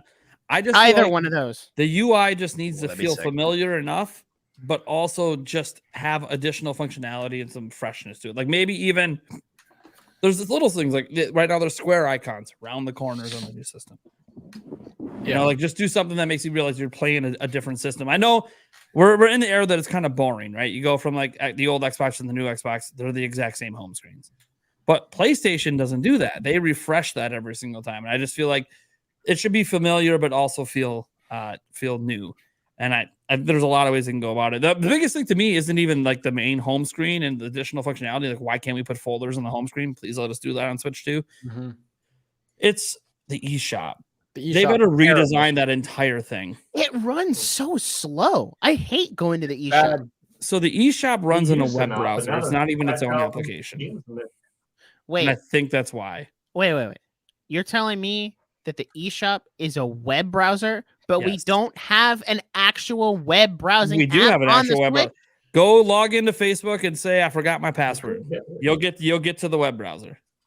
And that's the browser the eShop uses. And I believe that's probably why the eShop's so laggy. And the theory right now, no one knows 100% for sure, But you can log into the eShop on Nintendo's website, buy a game, and it'll download on your Switch. The theory is they made it a web browser because it seamlessly connects to their website store. And I thought about that and I said, yeah, but other places have that and have an actual application that runs smoother. So it's like, get off the web browser if that's the problem. I think they need to get off.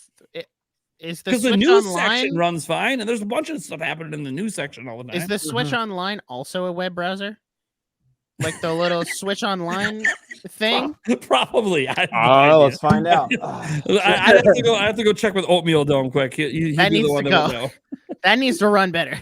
Yeah. Also, really weird side tangent. I really wish I was able to change my profile picture with the Nintendo like online icons without having to open the online app, because when I change it, I can't preview what it looks like on anything without going out, and if I don't like it, then I have to wait for it to load and get all the way back there.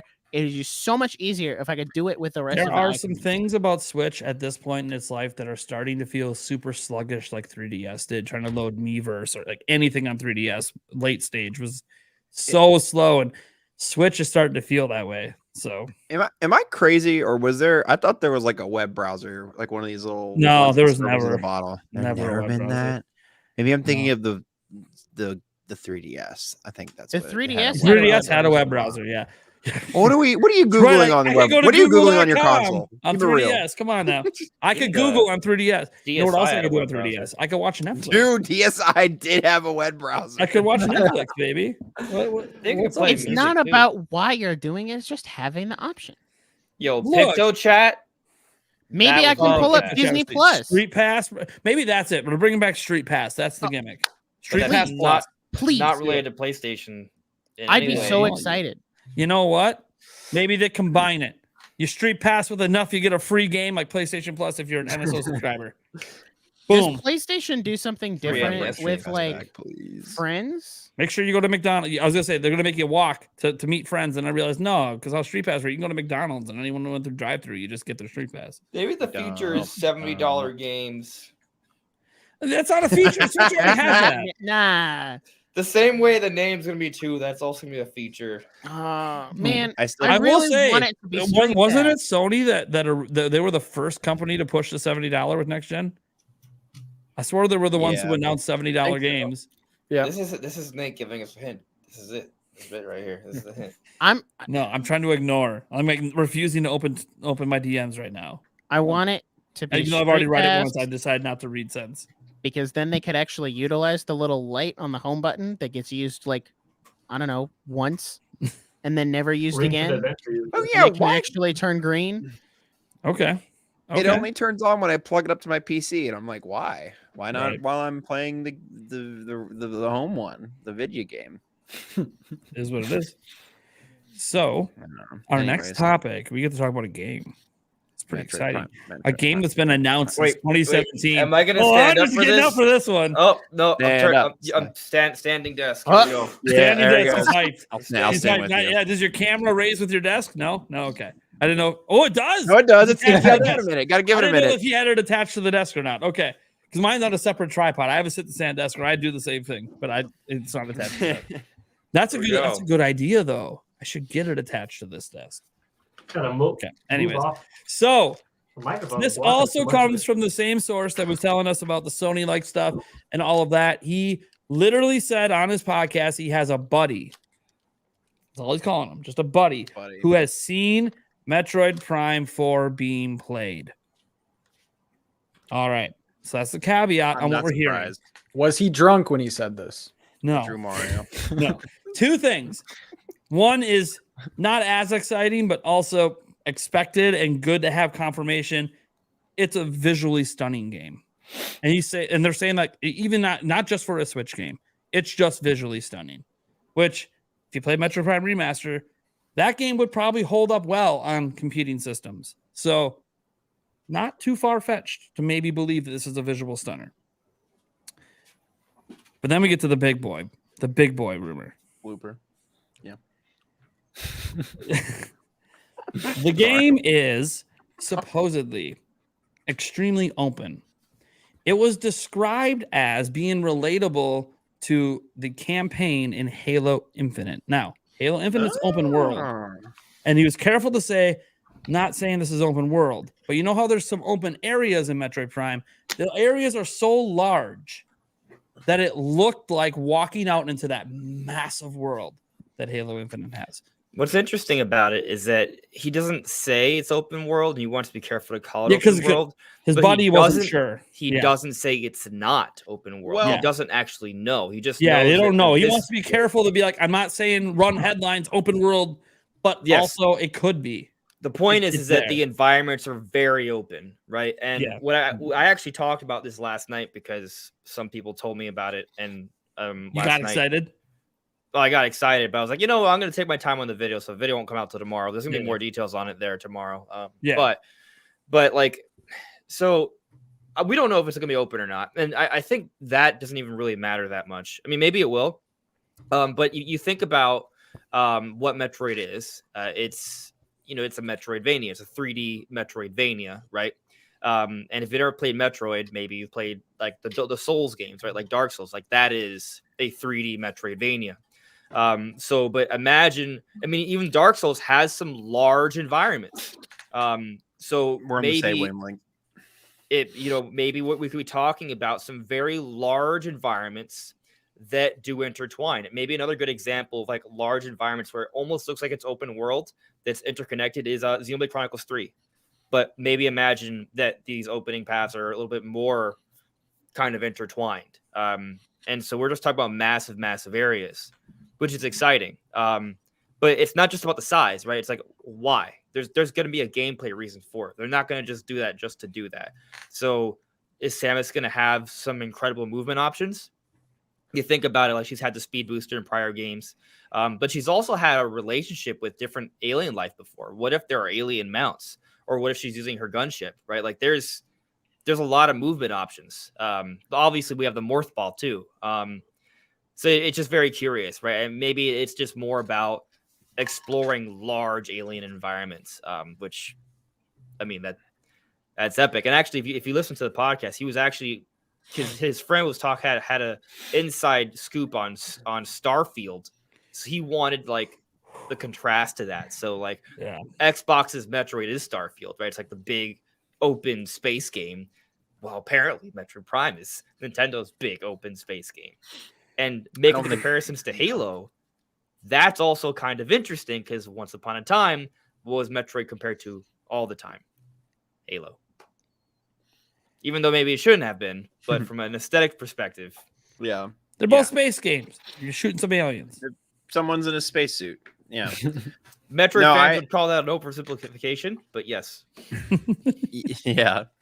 No, I agree. With the idea of it. I also initially thought like if this game is not kind of like Soulsy-esque in terms of its like world design, it might end up being kind of disappointing because when I first hear open world, I'm like, oh, that doesn't sound good. That sounds like they're trying to Breath of the Wild it, but because it's like that's not what a Metroid game is at heart. A Metroid game is like you going through meticulously designed areas bit by bit and making your way through it. A game that I feel like that is a Metroidvania that people I haven't heard called Metroidvania is Dead Space. I feel like Dead Space is a 3D Metroidvania, at least because it's like you go room by room and figure out the puzzle and do the thing. I don't know. But it's exciting if it's going to be a large environment, but still have that like Souls feel of, okay, you're working through and solving the puzzle and there's like hidden little gems in the corner. That would be sick. That would be really, really sick to see. So yeah, I don't know. I was like, yep, Andre, same wavelength. Yeah, we were there. We're there. I got you. I haven't played Elden Ring. Yeah, I know I need to. I know, but time has just been a major problem for me. Okay. But Elden Ring is open world Dark Souls, right? Like that's basically the true. idea behind it, right? Like, can you describe to me the gameplay differences that occurred there? Like, is Elden Ring still kind of like a Metroidvania, but within an open world format? The difference between Elden Ring and say a traditional Souls game would be in a traditional Souls game, when you hit a roadblock, you just gotta do it. Like you just gotta figure it out and you gotta just slam your head against it until you get through it. Whereas Elden Ring, there was so many avenues that if you encountered a roadblock, you could just leave, go do a different thing, and then come back later. They still had some of the same design philosophy, and it's like when you would encounter certain like dungeons, air quotes, like when you go into like the tower and when you go through the castle, like that still was like very Souls, like you had to get through that thing first in that dungeon that is very Dark Souls-esque in design, before you move on to the next area. It just had giant open world areas as well that you could find dungeons in and also encounter random enemies. So some people who are hardcore Souls fans didn't like it. They were like, I want more of the linear, room to room thing, not this giant, oh, what do I do next? But anyways, that's kind of the difference between the two. Is one has more, it's basically options. Like one is just, there's a lot more options, while the other is like, if you can't get past it, suck it up and get through it. Have a glider and exactly. Glider and Master Cycle 1. and that's interesting, right? Like I think when we say open world, most people think, okay, that means it's a really large place to explore. But open world oftentimes more means gameplay structure, like the order in which you can do things, which is whatever order you want, versus other games where it can be a little bit more linear, but they can still vary. It can, I guess, it's what you call maybe like a sandbox, where you have a lot of options to do within an environment. And so it could be a little confusing, but that may be the difference, because I don't think Metroidvania by definition can't be open world. Yeah, agreed. I mean, it could take the Elden Ring approach, where it's like there are many options and many dungeons that you can encounter at the same time, but overall they're just there's still that room by room element when you get to said dungeon or when you get to said area, and you can encounter other smaller areas that are like that. Anyways, I had one thought on this. If let's say they somehow did go open world, I kept thinking about why would they do that, because it doesn't really work in the Metroidvania genre. But Nintendo's always wanted Metroid to be a bigger seller than it really is, and I kept thinking maybe they don't really care if they're breaking out of the genre. They care that they're going to turn Metroid Prime and Metroid into a 10 million plus seller, a 20 million potential seller. Like try to make it more of a commercial success by making it more appealing and not withholding themselves to the restraints of Metroidvania games. Because if you look at the history of Metroidvania games, they don't sell incredibly well. They do good. They're fine. You can see 5 million sellers out there, but you're not hearing about a Metroidvania game coming out and doing 10, 15, 20 million in sales. And they might go, hey, if we're going to put a AAA budget behind this every single time, maybe it's time that we sort of Breath of the Wild, where we think, let's break the conventions of what we feel might be holding back sales. And I don't know how they can do that while still making it feel Metroid enough, but that's also their job to figure out. And they did it with Zelda in a way, like in some ways, because there's a lot of traditional Zelda fans that will tell you Breath of the Wild and Tears of the Kingdom don't feel like Zelda games. And those fans will die on that hill, because if you play all the old Zelda games and then you play Breath of the Wild and Tears of the Kingdom, it is like a stark 180 difference in how those games play. So maybe they look at that and they go, you know what? Even if some Metroid fans love it and other ones that are super hardcore, like, oh no, that's not what we want. You know what? We still have Metroid Dread. We still have 2D Metroids coming. We're finding a way to take our 3D versions and get them to a level of sales and notoriety that hasn't been seen before, even among Metroid games. I mean, when you compare it to Halo Infinite, right? Like Halo Infinite that's like the most AAA game, you know. I mean, it's Microsoft's number one IP, at least until they bought all these studios. And so there's so many reasons to be excited about this, because like I've talked about this for years, right? And it's kind of like believe it until you actually. Some people won't believe until you actually see it, right? But like I've always argued that when Nintendo put out that dedicated video announcing the restart, that showed their intent behind the game, which is basically something that's comparable to a Legend of Zelda development. Because the only times Nintendo ever puts out a dedicated video to announce a delay, it's for the mainline Legend of Zelda series or for Metroid Prime 4. So I'd like to think, as a hardcore Metroid fan, that they do have aspirations to push Metroid I mean, obviously 30 million seems like that seems kind of insane, right? But something I've also argued, we go back before the Switch era, Zelda going past 10 million was an insane thing to consider. I wouldn't say insane, improbable, because we've gotten close. We've gotten It's close. a big ask. So like the idea that they could have a 10 million seller someday, I think a lot of Zelda fans are like, yeah, I could. But getting to 15, getting to 20, getting to 30, right? It hadn't been done before. Is like, maybe, that's maybe a better way. And that would be such a massive increase in sales compared to what the series has ever done. You just wouldn't even imagine it's possible. You'd be like, okay, we can maybe get past Twilight Princess and get to 10, but we're not going higher. Yeah. 10. So maybe Nintendo does have that level of ambition for Prime 4, which would be amazing. We don't really know, right? But as you said earlier, it's if they want to do it, great. But can they do it? How do they do it? And what's interesting for those who have been playing Pikmin 4 and you read the developer interviews, they were wondering, okay, we love making Pikmin games, but we don't know how to make this sell. So they were kind of trying to assess what is it about Pikmin that doesn't allow it to sell. And so far from Pikmin 4, we've seen it looks like it's doing really good numbers. It's probably the best-selling Pikmin of all time when they I think in Japan it was showing signs to be like performing like maybe like 3-4 times better than prior Pikmin games, but that's a small sample size. But let's put it this way: it looks like it might cross a mil. It has a shot to cross a mil in just Japan, which is insane. Right. So if Pikmin 4 gets to that like 5 million plus copies, like that's incredible. So anyway, but how they sort of looked at Pikmin is they realized, okay, Pikmin is actually a challenging game, but it has this aesthetic that's very kind of cutesy. So rather than those things don't necessarily combine well in terms of sales. So what do? They don't want to take away from what Pikmin is, but they just thought of ways to try and make it more Pikmin, but in a way that's more digestible. So they incorporated Ochi. Ochi is something that a lot of people love, right? It's a cute dog that does great for sales, right? But it also streamlines the Pikmin experience. It makes it more fun and engaging. They changed around the camera perspective. They made it more adventure-like, but still having that Dandori style, which is like the art of managing your time and resources efficiently, which is how you play Pikmin. So they looked at Pikmin from that kind of perspective to try and rework it while still maintaining that Pikmin quality so they can appeal to a larger audience. So maybe they're going to do that with Metroid. And maybe that doesn't have to mean that it's going to piss off Metroid fans. We don't know what that will do, but I mean, it's going to be interesting to see what direction they're actually going to take Prime 4. I have an honest question for everyone because I'm a Metroid fan, but I haven't been following all the leaks and stuff or info. Is there a world where this doesn't come to Switch and they just hold it, or can they not do that now? No, I 100% think it's the launch title for the next thing.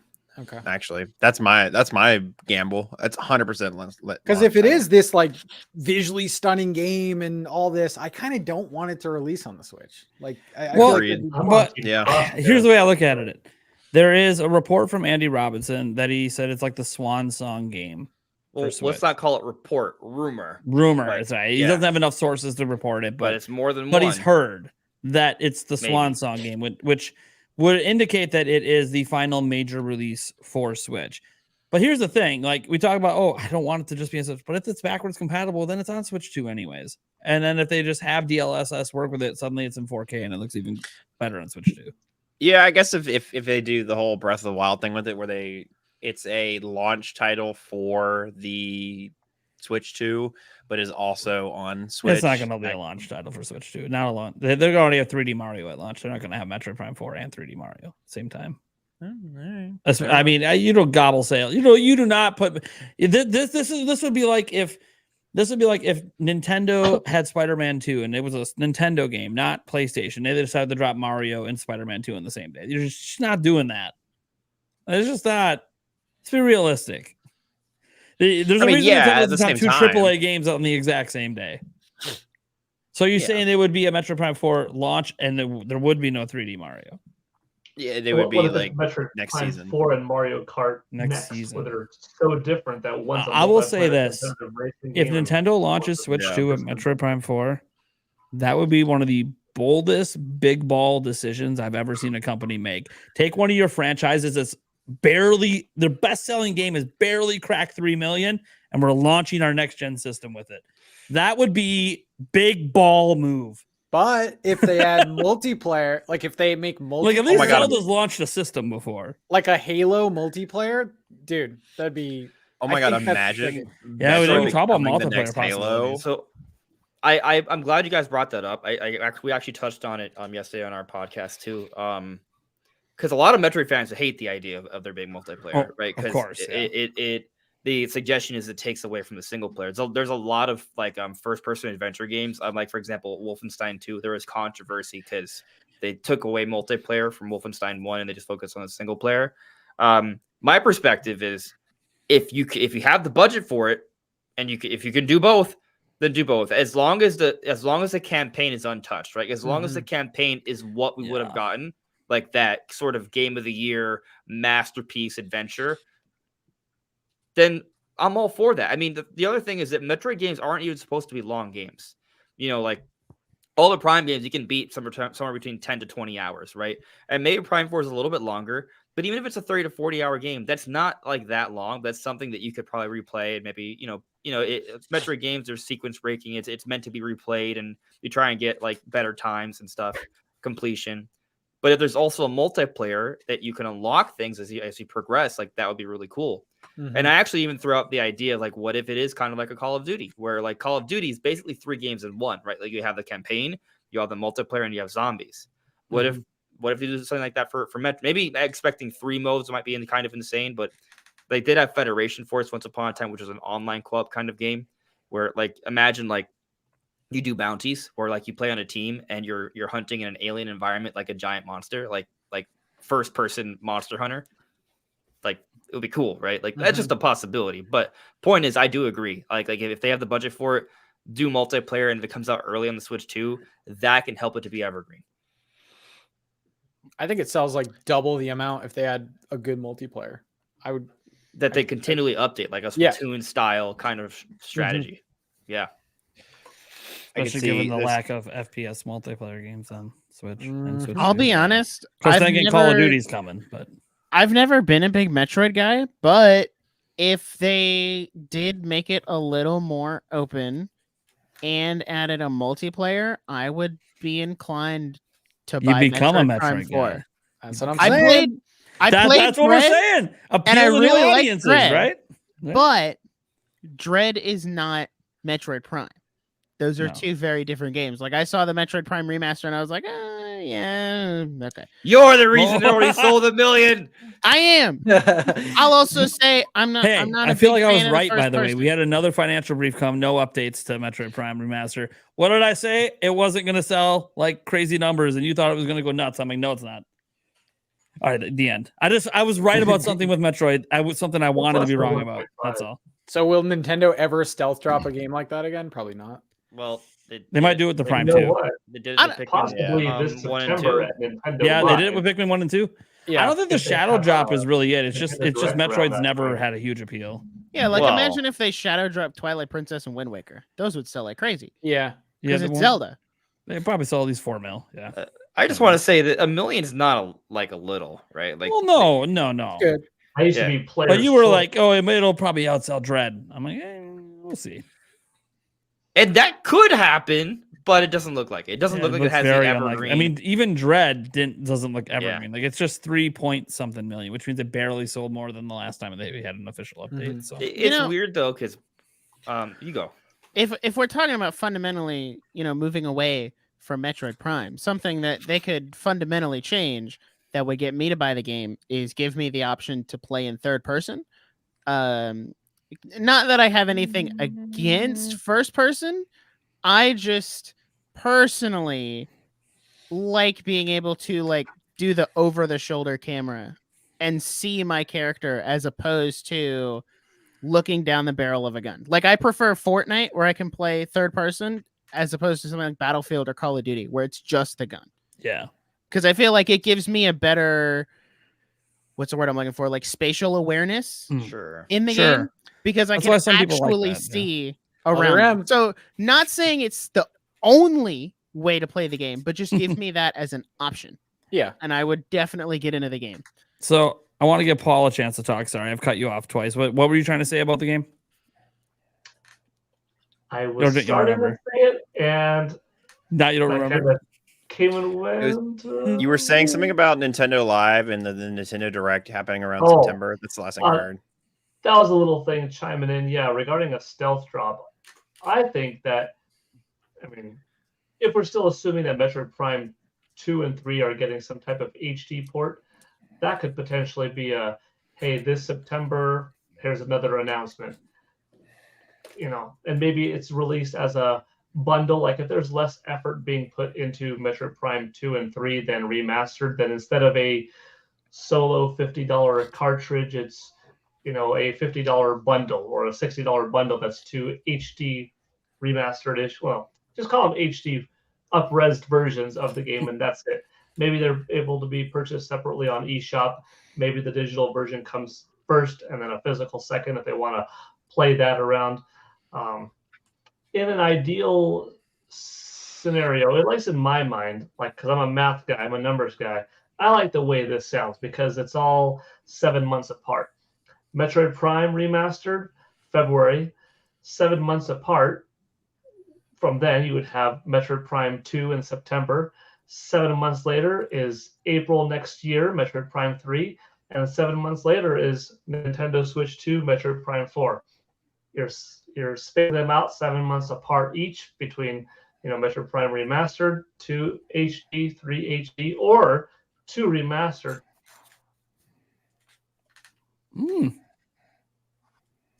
Okay. I lost. Yeah, I might have lost Paul him, at or the end, though. I'm not sure if he's fully cut out there. No.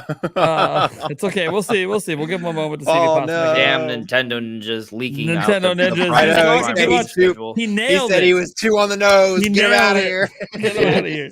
I was about to say like April, like there's no directs in April, and then Nintendo's like, that's it. No, he's No, leaking too much. Whoa, this is the Cut him Switch 2 out. announcement. The Switch 2 launch announcement that month, and they're going to shadow drop Metroid Prime 3. Here we go. Oh, I will say, kind of off There's a topic. pre-order bonus.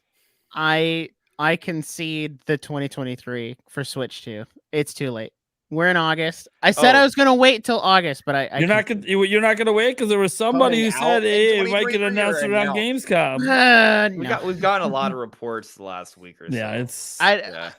from people who are more trustworthy than a lot of the other. When ones there you've been was hearing. no news, it was a lot easier to be like, oh Hopium. yeah, it's coming out this year. But now that there's like people actually coming out and saying, oh yeah, here's when we think it's actually coming out and it's next year or like holiday next year, I'm like, oh, okay. Yeah, okay. I can concede that I was gonna be wrong. Yeah, it happens. Are we ready to move on to the next topic? You guys want to keep talking Metroid? What? What's up? What? I mean, I know I'm just gonna talk Metroid all night. I mean, I guess just like I come to want to my dunk channel. on then. Pokemon. Just come Oh, on my yeah. channel. I'm gonna listen to people talk about Pokemon because I know I'm ready. Nintendo Talk's like perking up. He's like, dude, we're talking Pokemon. What? I just noticed Oh, the you already professional Pokemon hater too. So, I love it. I mean, I'm Get down there. to talk about Pokemon. That's okay. Let's give Oh, it here a- we go. We we'll got do a Paul little back in here spin-off. quick here. Let's do it. Hey, get Paul in Just here. pop back Oh, up. no, no. All right, we got Paul back. I don't know how much So- of that Metroid topic was heard because my audio was coming in. It and cut out, off my at like the visuals- word April. Yeah, Nintendo like cut you out once you leaked the Prime release Yeah, you- schedule. Yeah, yeah. They Those heard the whole ninjas. release schedule. See, It's we don't- 7-month intervals. Of, I know you're well connected, Paul. That's why I'm like they're watching, and they knew. I do. That's kind of an interesting pun of being well connected because he wasn't well connected. Yeah, no, he wasn't well connected Yeah, at the moment. Yeah. Let me ask you a question though. I'm kind of curious on your perspective though. So like, you suggest like an April release timing for Prime, and I know it's just like it kind of fits, but like normally we don't have directs in April, and we've been seeing these Prime games get shadow dropped during a direct. Are you thinking that it just won't get shadow dropped, or are you thinking there's going to be a special direct in April, the Metroid Prime 4 direct? oh, Mm. Oh, What do you think? April 19th, that was the doomsday date of that we had. No, it was January 19th. I'm trying to think. I think it was Yeah. January 19th, Yeah. the date that they announced the whole reboot. So that doesn't really sync up well with that. I mean, I have two different trains of thought. One is as early as this fall, they have a shadow drop of Metroid Prime 2 and 3 HD, and that's what it is. And then 4 we get later on. And then I have another thought where, this September is just a Metroid Prime 2 of some sort, some kind of caliber. In February, Nintendo Direct is a here's an announcement of Metroid Prime 3, which comes out in April. There you go. If it's a remastered kind of version, and then switch to November next year, and that's Metroid Prime 4. All 4 games, 7 months apart, slowly building up hype. So, This is where I don't think you heard what I said, because I think I was cutting out at this point. But just spacing wise, it doesn't overwhelm people with Metroid. Clearly, like Nate saw, the game last had that update of 1.09 million. They're not evergreen titles. It's somewhere less than 1.5 million at this point. So you sell to this audience. 7 months later, they've already moved on. They're not selling gangbusters every month after month like 2. And you release another one. Like it's a nice even strategy building up to Metroid Prime 4 in November. If these games are remasters along the way of 2 and 3, then it's worth pushing them apart. If not, then I could see just an HD bundle at some point. I feel like Paul gave us 2 different scenarios, because one of them's the real one and the other What one's to is? throw us off.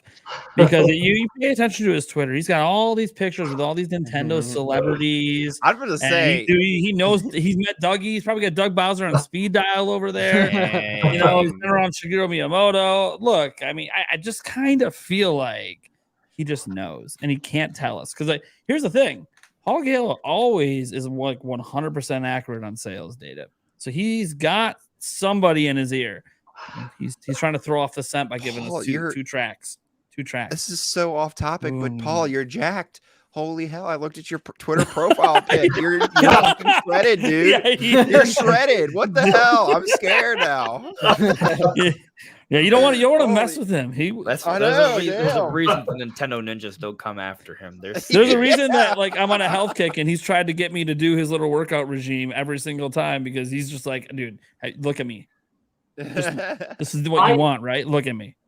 I trained the Nintendo ninjas. Oh, that's He's the Nintendo Ninja Master. It's all come together. It's all What's come up, cool together. over here? It's full Yeah, circle. there's too much heat. Wow. There's too much When hype Andres here. was coming up with that idea earlier to Nate about the fitness journey, Nate and I talked about that a long time ago. About Yeah. That was start before off I with- got a major injury back then. Yeah. have this podcast kind of be this sort of a thing. You could dress up as Little Mac. I could dress up as Doc Lewis, and we could make. I look more like Doc though. I mean, if we want to be factually accurate to the characters. Well, in terms the of thing size. is that you're thinking about the end of the beginning of the game. There's the end of the game. Like you're gonna have a transformation. Yeah, I suppose, and so will Paul. He'll go the opposite. No, he won't. Dude, Hey, Paul's whatever gonna be it- 70 and shredded. Whatever He's gonna it rip takes. that shirt off. Like, you're taking me to a nursing home. I'm good. Yeah. So maybe this helps you segue or not. I'm not sure, but I'm just kind of curious, Paul, because like you're suggesting that maybe Prime 4 is a November title. There's a few implications of that. One, if Nintendo's pushing out Prime 4 for November, that's prime Gotta be time on- holiday, Gotta be on Switch too, then. right? But then on the other flip side, like we usually see Pokemon come out in November. So, like, what do you think we don't get Pokemon in November? Do you think they shove in both, or I feel like games like that would have to be spaced out by a month? We probably get the DLC in November, or at least one of them. Well, I'm talking about 2024, 2024. right? Oh, my bad. Right. Bad. Yeah. Well, I they've don't done think 2 they're- games in November. They've had a big game and Pokemon at the same time. They just space them out by like 3 weeks. Well, what big game? I'd have to go back and look at the release schedule. Like, I remember there being 2 major games at one point in November. One was Pokemon, but they were 3 weeks apart, so it was close to a month apart. 3 weeks? Okay. Yeah. Yeah, it was like right before Black Friday and then the first week of the month. I know there's that Pokemon, one time where we had you know 4 they- games that were coming out the same, like between October and November. Yeah. I think it also depends, like new system, how they line it up to launch, and is Pokemon cross-gen or is it only on Switch but backwards compatible with Switch 2? Pokemon Company also likes to have their games, their mainline games, on hardware with established. Yeah. Yeah. User I don't. base. I legitimately don't even think it's going to be a cross-gen game. I think it's just going to be a Switch game. Yeah, but it'll run better on Switch too. Maybe. That's how it works, man. You Like, talking about That- 10th gen I remember Pokemon playing games? Sun and Moon. I remember. On U3DS taking. or rather, Black and White. Anyway. Yeah, and it ran better. Yeah. I think we'll finally have. Did it really? longer I don't than even know. 3 I didn't years play those between- games at all. So Yeah, playing them on the older systems, they always kind of lagged a little, and then on 3DS, it was better. Paul, Yeah. what do you think? I think we'll finally have longer than 3 years as this mandated time that the Pokemon company feels they have to commit to for the Pokemon generation, because usually they're so synced up with the anime that God, I hope so. the wheel needs to turn. They don't have enough time to cook and develop a game for Legends. 6 years. But this time, with the Pokemon anime Preach, kind of preach. rebooting in a way, you have Ash Ketchum's journey ending this September on Netflix. You're having the new show starting up. This is going to stretch out the life of Scarlet and Violet a little more, because the anime kicks off with Scarlet and Violet when this new trio, I think it's a trio of characters, begin anew. So I think this also helps the likelihood of, Pokemon Company having more time for that Gen 10 game, because when did Scarlet and Violet come out? November of Last year, 2022. So at the earliest, by their normal standards, 2025 November would be when that next Pokemon game comes out. Assuming Nintendo Switch 2 comes out next April or next November, that's like a year to maybe a year and a half of it being out. Is that a big enough install base for the Pokemon Company? Or do they say, you know what, we're actually going to have it as a, 2026 title, and the anime is still going to be around, still going to be fresh, and that's when we're going to have our new game. Personally, I think if they want to commit to that 3-year schedule, fine. But let a Legends game cook. Let a Legends game have 5-6 years. It's not tied to the anime. Then you can make a bigger, better, more realized game. Maybe this is not going to happen probably, but you have a good relationship with Nintendo. Let Monolith Soft help you out. Have a bigger team with a bigger scope and work together to create a bigger, more polished product. They need all the help they can get. It'll be extra years because they're using Unreal Engine. So they're learning. They need the time. That's the Unreal Engine game right there. But look, let's talk about this though, Legends, right? Because I've made a few videos last few weeks talking about Legends Kyurem, right? Like I feel like they've been kind of hinting at something like this, right? But maybe it's not necessarily Legends. There's been some people kind of coming at me in the comments saying, "Oh, how dare you suggest Legends Kyurem? That's not what it is." Yeah. But like, there's like the Riddler who like teases things, and he's been teasing something Gen 5, and I don't think it's a remake. I think it's too soon for a remake. So Legends kind of makes a lot of sense. And the Presents had some solid kind of Gen 5 teases. There was one was the we're talking about the Presents now, right? That's okay to just kind of go into it. I'll back you up. Yeah, so a couple things that came out that kind of like seemed to maybe hinting at like something Gen 5 when they showed off the DLC. There was this character called Drayden, which sounds a lot like Drayden. It's just a difference of one letter. There's a Gen related to him, or it's implied. It's strongly implied. Same kind of hair and characteristics. Drayden's the dragon, one of the dragon gym leaders from Gen 5. Drayden is a dragon type trainer, right? And what's even more interesting, he has a new Pokemon. It's Arcaludon, which is an evolution of Duraludon. Arcaludon is a Pokemon based off bridges. It's a dragon Pokemon based off bridges, and bridges are a huge motif for Unova. Like it's based off New York and all the bridges. Yeah. So it feels like it's definitely like a Gen 5, at least kind of like paying homage to it in some way. But it's been argued that there's going to be some kind of Gen 5 or actually hinted by the Riddler that there's some sort of Gen 5 hint within the DLC. And historically, Pokemon games always hint towards something. And what's also interesting, though, is that we have this new character. I think her name is Perrin.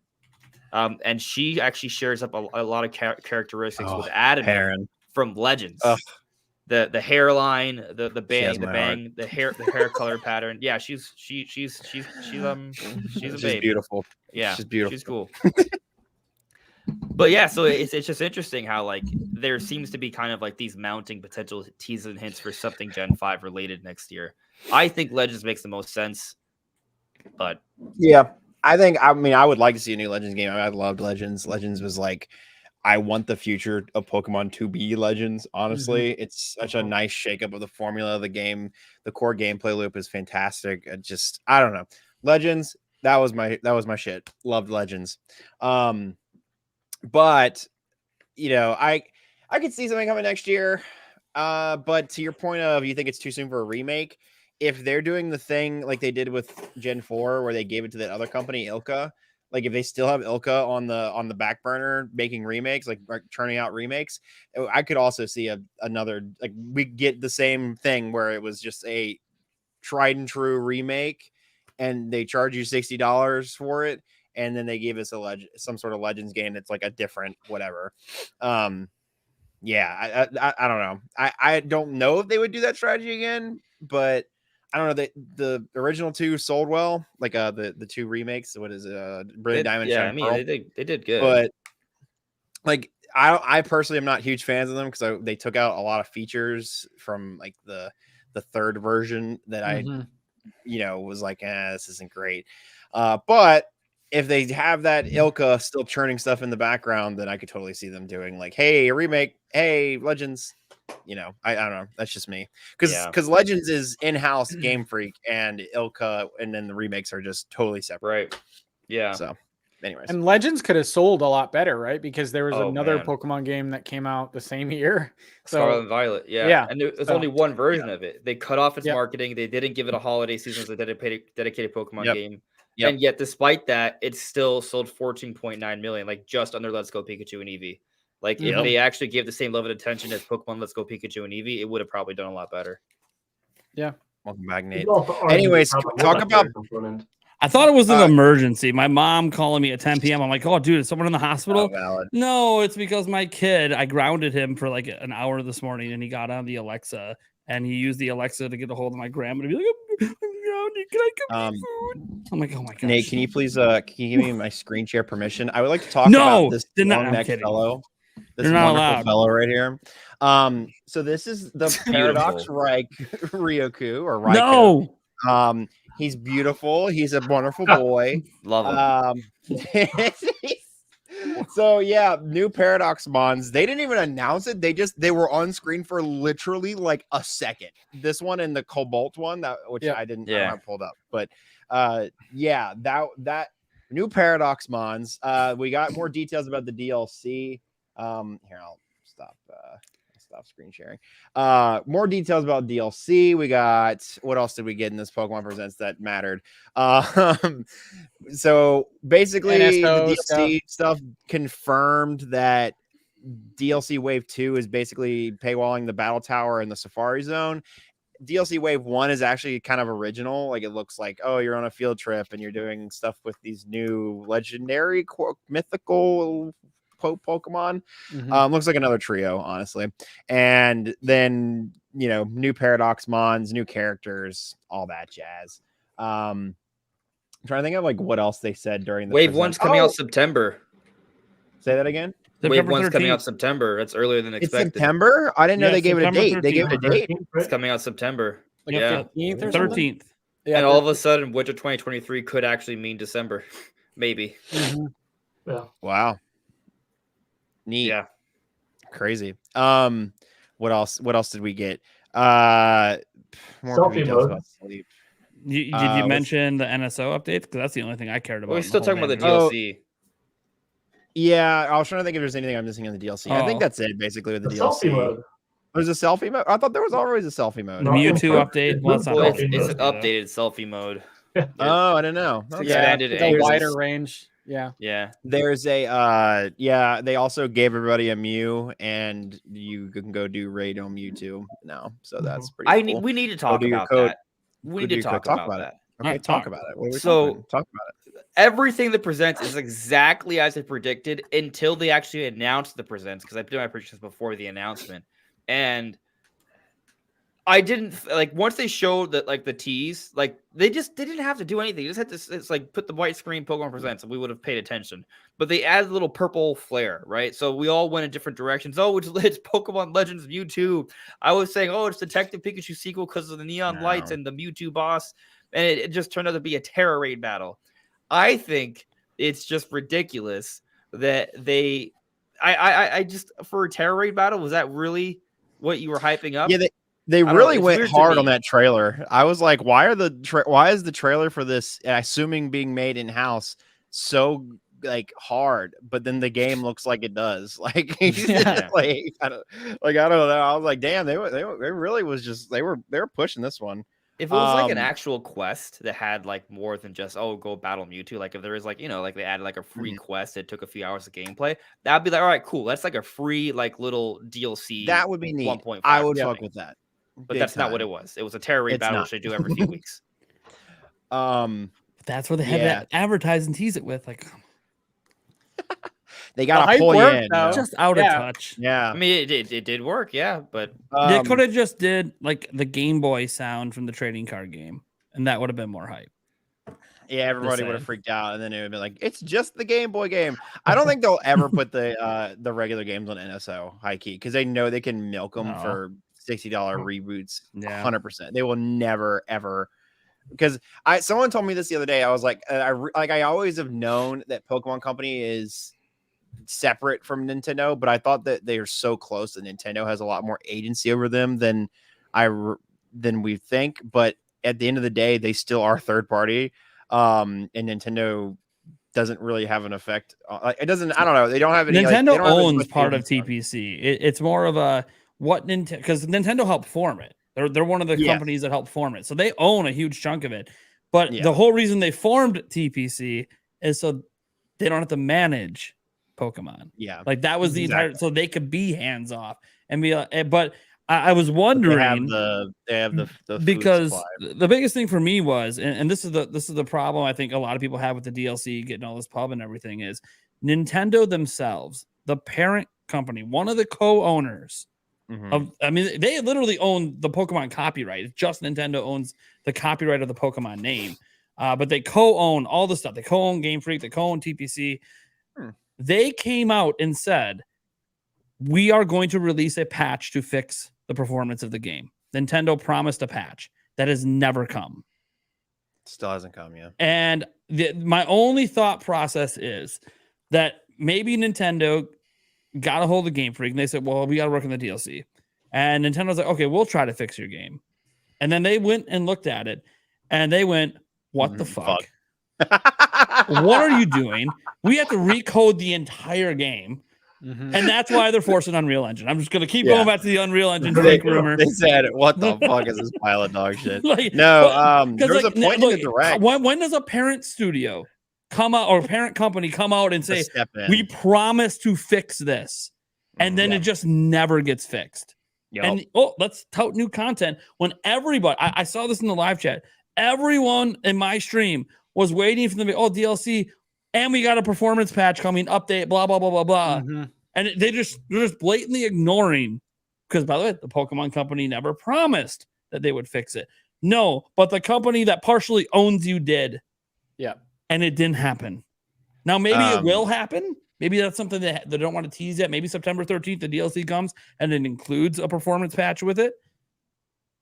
But you figured that'd be such goodwill to the fans. You figured you'd announce it. Yeah, but they're the Pokemon company. Yeah. I'll just keep it real with you. I'm sorry. I've been scorned by them so much. That's the only thing I can think of then is is just that if Nintendo actually themselves went and looked at the game, let's get a couple of our QA testers and some devs on it. Let's just take a look at what's going on so we can fix it. And they realized that it was just a mess. And let's say this turnover at Game Freak thing, like Glassdoor seems to keep representing, it's just a horrible place to work. They're having a hard time keeping people. And Nintendo looked at this and saw this giant mess. I do wonder if after this game, if Nintendo is going to be a little bit more involved to make sure that we don't get a game releasing in that state again. That I could definitely see. I could see them. I think this might have broke trust with Nintendo, being like, yeah, we've been trusting you this whole time. Legends was great, and you did this and ruined our reputation during the holiday season. Because people ain't getting mad at the Pokemon company, they're getting mad at us. This is our exclusive game on our platform that sold 20 million in 3 months. They're mad at us. You know what's we can't let that happen again. Is that while I do think a lot of people on the internet are just in general ill-informed and say a lot of dumb things. Yeah, right? That happens, I'm sure sometimes even myself says dumb things without realizing. But there's been a lot of people that have attributed the low quality to Nintendo. Right, like I see it. It's been that way on with Twitter. It's been that way with Pokemon forever. They get all the credit when Pokemon's good and the games, and they get all the blame when they're bad. It's just the way it's always been. Right, like I think I've made the argument that Nintendo always comes up with high quality games, and then people are like, Pokemon Yeah, it. and they're like, I'm like, I well, get that's why the it's so, thing. they got the logo on the damn screen. I get it. Like, yeah, Yeah. they do publish the game. Of course, they're gonna. I get it. Well, Paul brought this up earlier, right? But it's interesting how they're handling the anime. I haven't been paying attention, but if I'm not mistaken, I don't think the new anime started yet. No, No, It it's hasn't. coming It's to still in North promos and stuff. America next And we're- month for like the last 12 episodes of Ash Ketchum's journey. It already aired in Japan a few months ago, but we have yet to even finish this final journey before the new one starts, which is the birth of Scarlet and Violet. So that's why I think, We're pretty deep into the generation already. it's Like already it, been almost a whole it's year gonna be a later, year this almost, November. I Yeah. am so for letting it cook. Let them cook because that Yeah. again for how underbaked the last thing. That's what I was, wonder let it too. cook. If Nintendo chose to get just a couple overseers involved, they're like, hey, wait, Game Freak, you're telling them you're gonna have this new game ready in 2 years? We just saw your code in your last game. Tack on at least one more, and that's with our assistance because we can't have you ruin the reputation of Switch 2. Mm-hmm. To be Like fair, during though, launch year, if a new Pokemon game came out on it, like we can't have bad rep from exclusive titles on our new system. It just can't happen at launch. Imagine. Yeah. So the vocal minority is exactly that. It's the people that are online in the message board forums and on the YouTube channel, social media, Twitter, etc., X, whatever, complaining about it. But they're the same people that make up of, I'm boycotting this game because it doesn't have all 700 Pokemon. I'm not buying it. Yeah. And it goes on to sell 27 million copies. But I will note This the one- sales pace of this game is behind the last one. It It's actually is. trending behind it. Even though it had that incredible it's- start, it it's has not been- yep. it's not keeping the sales going. You And it They're could all be because 23 of now. lack of let's just be realistic. Evergreen sales, when everyone who talks about the game is like, this game is shit, it's broken, you fall through the world, look at all the TikTok glitches happening everywhere. Like that doesn't help market a game. 100% think the real teller will be the DLC sales compared to DLC of this game. Sure. What's the ratio Sword of and the Shield owners that Do we I buy have it? bet Sword and you Shield it'll be DLC lower. I sales bet numbers, you so it'll either be lower or it'll be about the same, even though that it has a higher install base. And and I think that'll be the real telltale sign of like, did Our this game- our 'cause it's fans all- putting their money where their mouth is. Yeah. Exactly. Yeah. And I've talked to I go to these events like where people like the hardcore fans are there and stuff. And a lot of people are like, not really. They don't really care about the DLC. I was only sold about the DLC recently because of the first wave. The second wave, I don't really care about because again, it's just paywalling features we got in past games. Anyways, put a pin in that. I feel like that's a pretty Yeah, it's one of those the that we other can like stuff revisit is- next year when we have some sales data. for sure. Yeah. For sure. Pokemon Worlds is going on this weekend. So the World Championship of card game, the Pokemon Go game, the Pokemon video game, and Unite, excuse me, are happening right now, or about to be. So they had a bunch of stuff about that in the direct, and like, here's a bunch of promo stuff you can get. And here's like, go to the Pokemon stop and blah blah blah blah blah blah. So there's all that stuff going on, which is very exciting. What was I going to relate it to? Oh, there's something that they released, so a new animated series, not anime, it's an animated series on YouTube. called Path to the Peak. And it's basically Yu-Gi-Oh, but Pokemon. It's about the card game and like competing in the card, like kids, like this kid in Yeah, it's school cute. competing in the card game, going to the.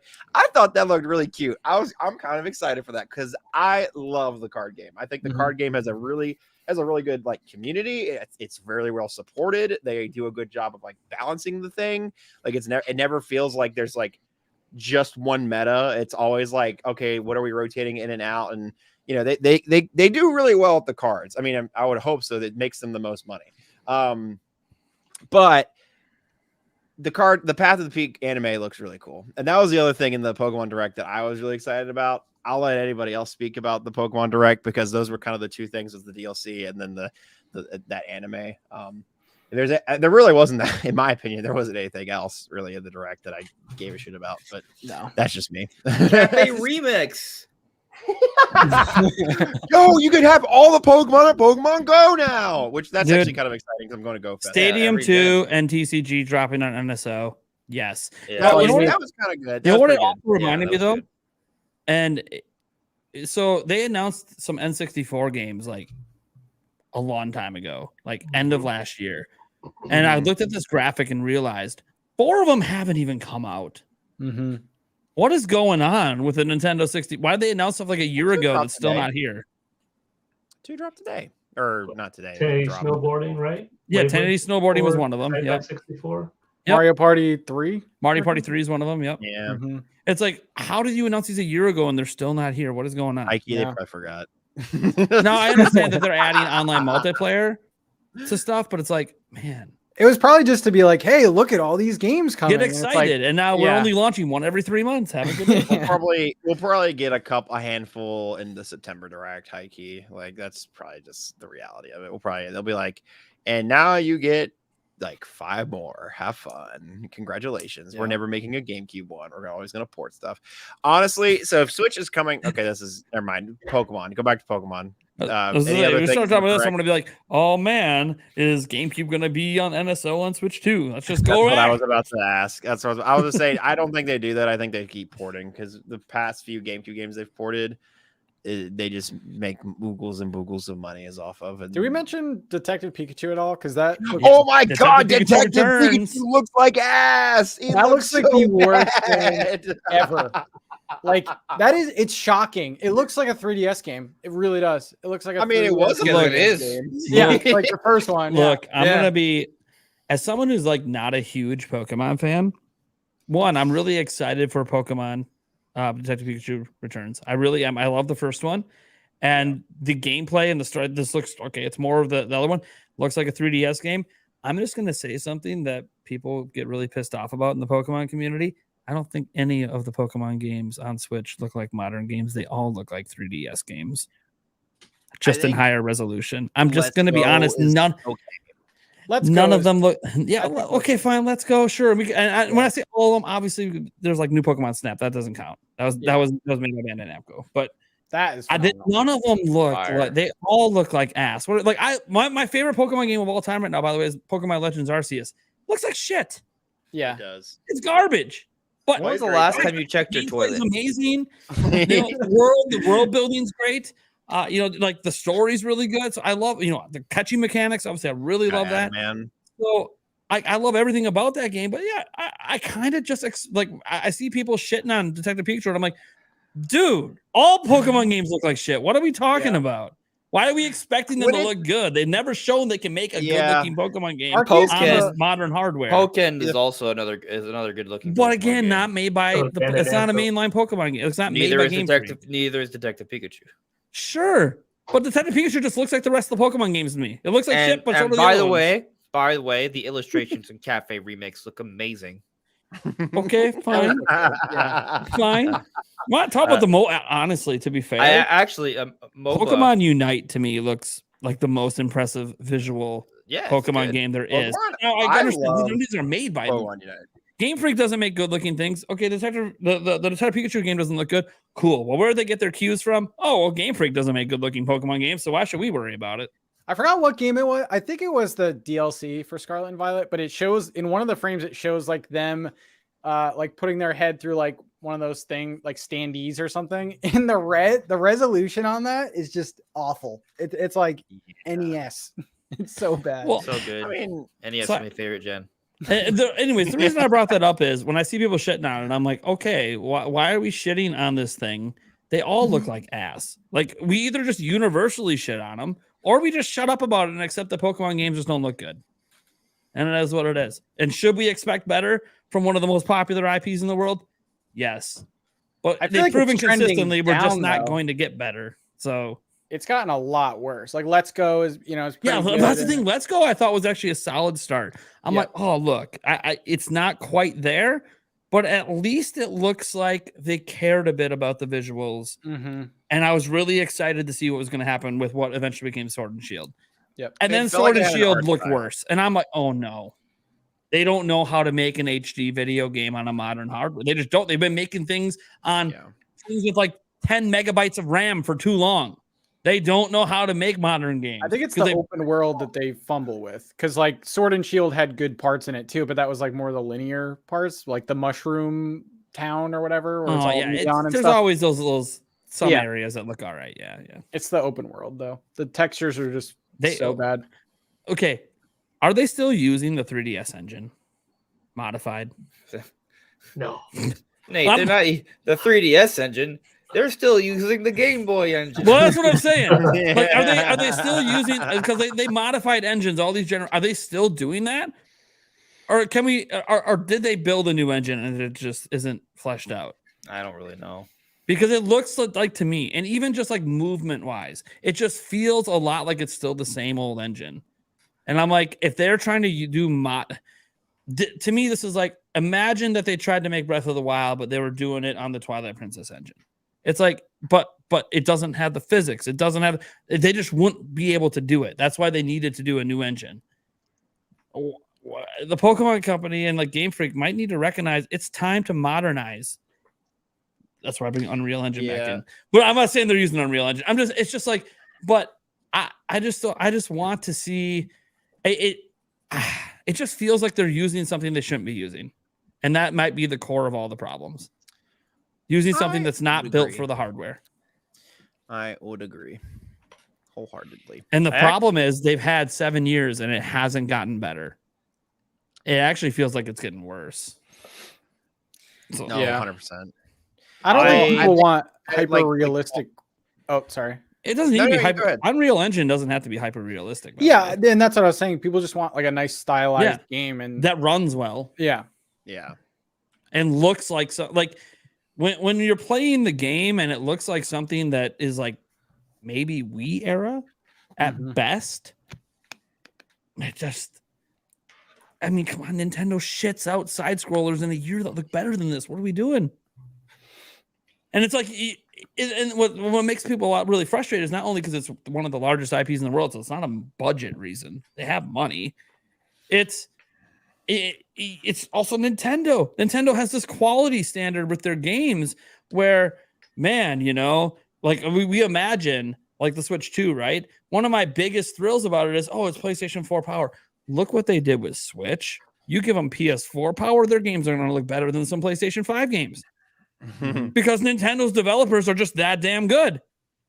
And it's like, and you have that as your parent company and the publisher, and you're allowing this mega IP studio to just shit out some of the worst quality graphic wise games.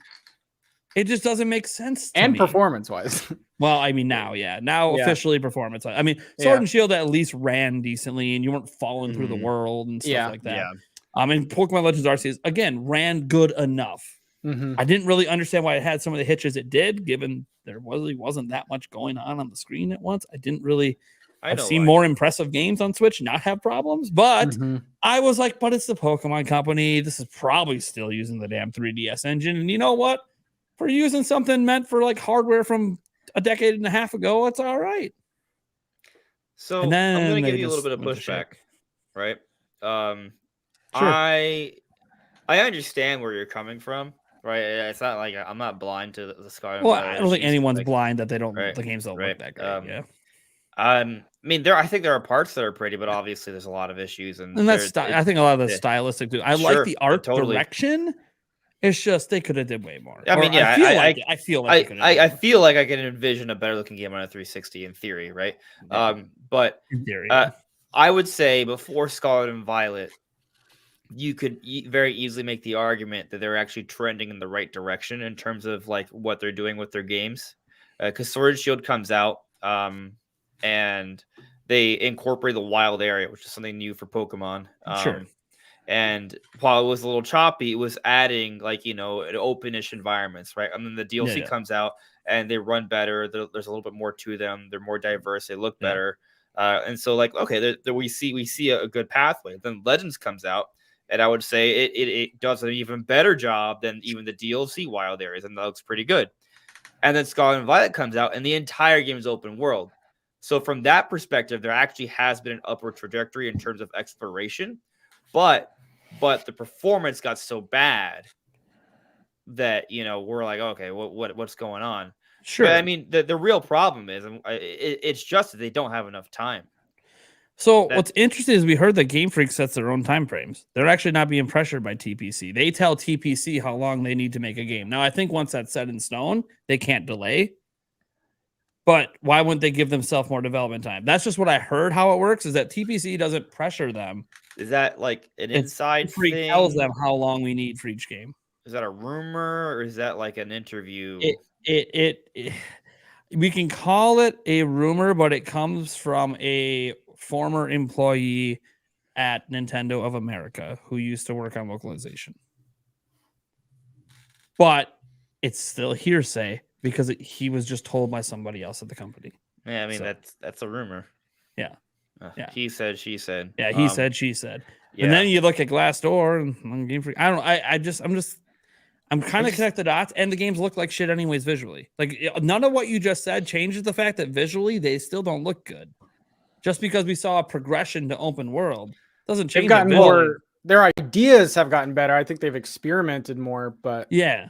Like At I what like a lot of the cost? ideas in the new games. Absolutely. I was like, super excited for Scarlet Violet because I love the ideas and there are some good things in there, but it doesn't look visually good. And for me, I just expect it to look like shit. So I can kind of overlook that a little bit, but I can't overlook that and have the bad performance on top because it just doesn't add up to me that games can look like that kind of garbage. Well, Dragon Quest 11 looks way more impressive and is a last gen game and runs beautifully on Nintendo Switch. So and obviously Nintendo's own games and yeah, The Witcher 3. The Witcher 3 looks blurry as hell and does not have hitches like this. Yeah. Again, I mean, I'm not really like disagreeing with you. I'm just pointing out, hey, there are some. They're getting more ambitious with each one. But that's like, awesome. There are visual upgrades, right? Like Scarlet and Violet is trying to be a better looking game, right? It's that maybe there's a lot of debate there, right? But like, I'd rather it just be. I'm going to be like, honest. All the I'd rather it Pokemon just be 8-bit and actually run smooth. Have like all. I get what you're saying, but all the Pokemon have like new textures right now. There's like a lot of I mean, this may sound really basic, right? But like, there's a lot of Pokemon that now have like metal textures, right? They have a shine or a gleam to them. There are Pokemon that have like a fur texture now or scales, right? Like that's a new thing in Scarlet and Violet, which may sound really simple, but it is something that's being incorporated into these thousands of new Pokemon models. I get what you're saying. This is supposed to be a AAA franchise on modern hardware, and it looks generations old. And this is saying something on Switch that's already like people talk about how generations old it is, and it looks generations old compared to the games coming out on Switch. It just it doesn't feel like you're talking about. Oh, there's a metal shine. Okay, you act like this hasn't been in modern gaming before. Oh, there's fur, there's scales. This is all modern gaming. We have this stuff, and they have a company that they could probably just get on the phone with that could help them if they would just allow it. I just don't. Oh, yeah, I think you brought this up earlier, but like I like the idea of Monolith Soft helping out or the Zelda team helping out, like maybe using that. They need someone helping out. But the code, like that, the engine for Tears of the Kingdom, I feel like it'll be ideal for a Pokemon game, and let me explain why. So it's Launchback. Why not?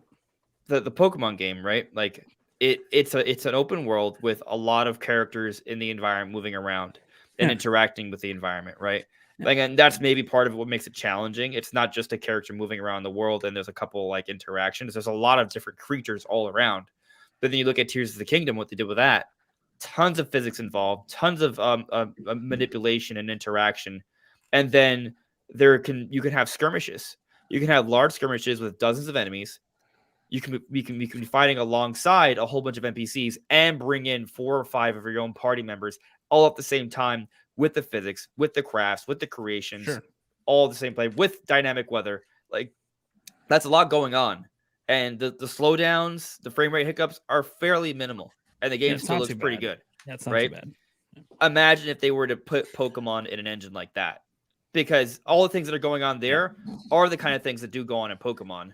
Well, that's my thing. That's why I hope when Nintendo promised a patch and then never got it delivered. I'm assuming Nintendo at least looked at it, and if they decided this is just like we got to yeet the whole game to fix this, then I'm hoping that they decided that hey, we got more hands-on, and we're going to give them some of our internal tools, maybe even an internal engine, and teach them how to use it and implement it in a way for open world games. Because Xenoblade massive open worlds all the time. You know, you got Zelda doing it. Nintendo has open world games, and they have engines that run pretty well.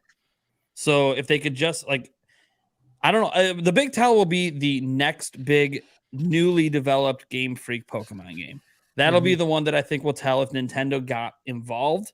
Especially, maybe we should even think of it more like the new generation.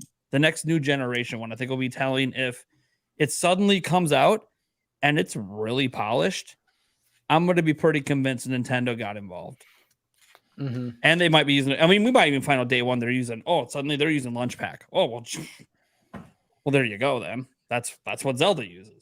Yeah, I mean, I think we have to wait till 2026 for the next gen. That'll be the real tell. Yeah, because I don't think if that Legends game's coming out, I think that was already in development. I don't know that Nintendo's going to help much with that one.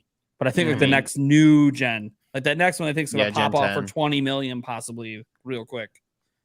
Yeah, that Nintendo might be involved just a little bit. I'm about to say Nintendo's like sending all their development teams over to help, but I think they want to avoid the public embarrassment on a new system. Because you got to remember, this could be coming out early. Like, Let's Go Pikachu, Let's Go Eevee wasn't embarrassing for them. No, Let's Go Pikachu is a good game. Yeah, and it wasn't embarrassing for them. It was fine. It still probably, just from a pure visual, even looks a little clearer and a little crisper than some of the newer Pokemon games after it.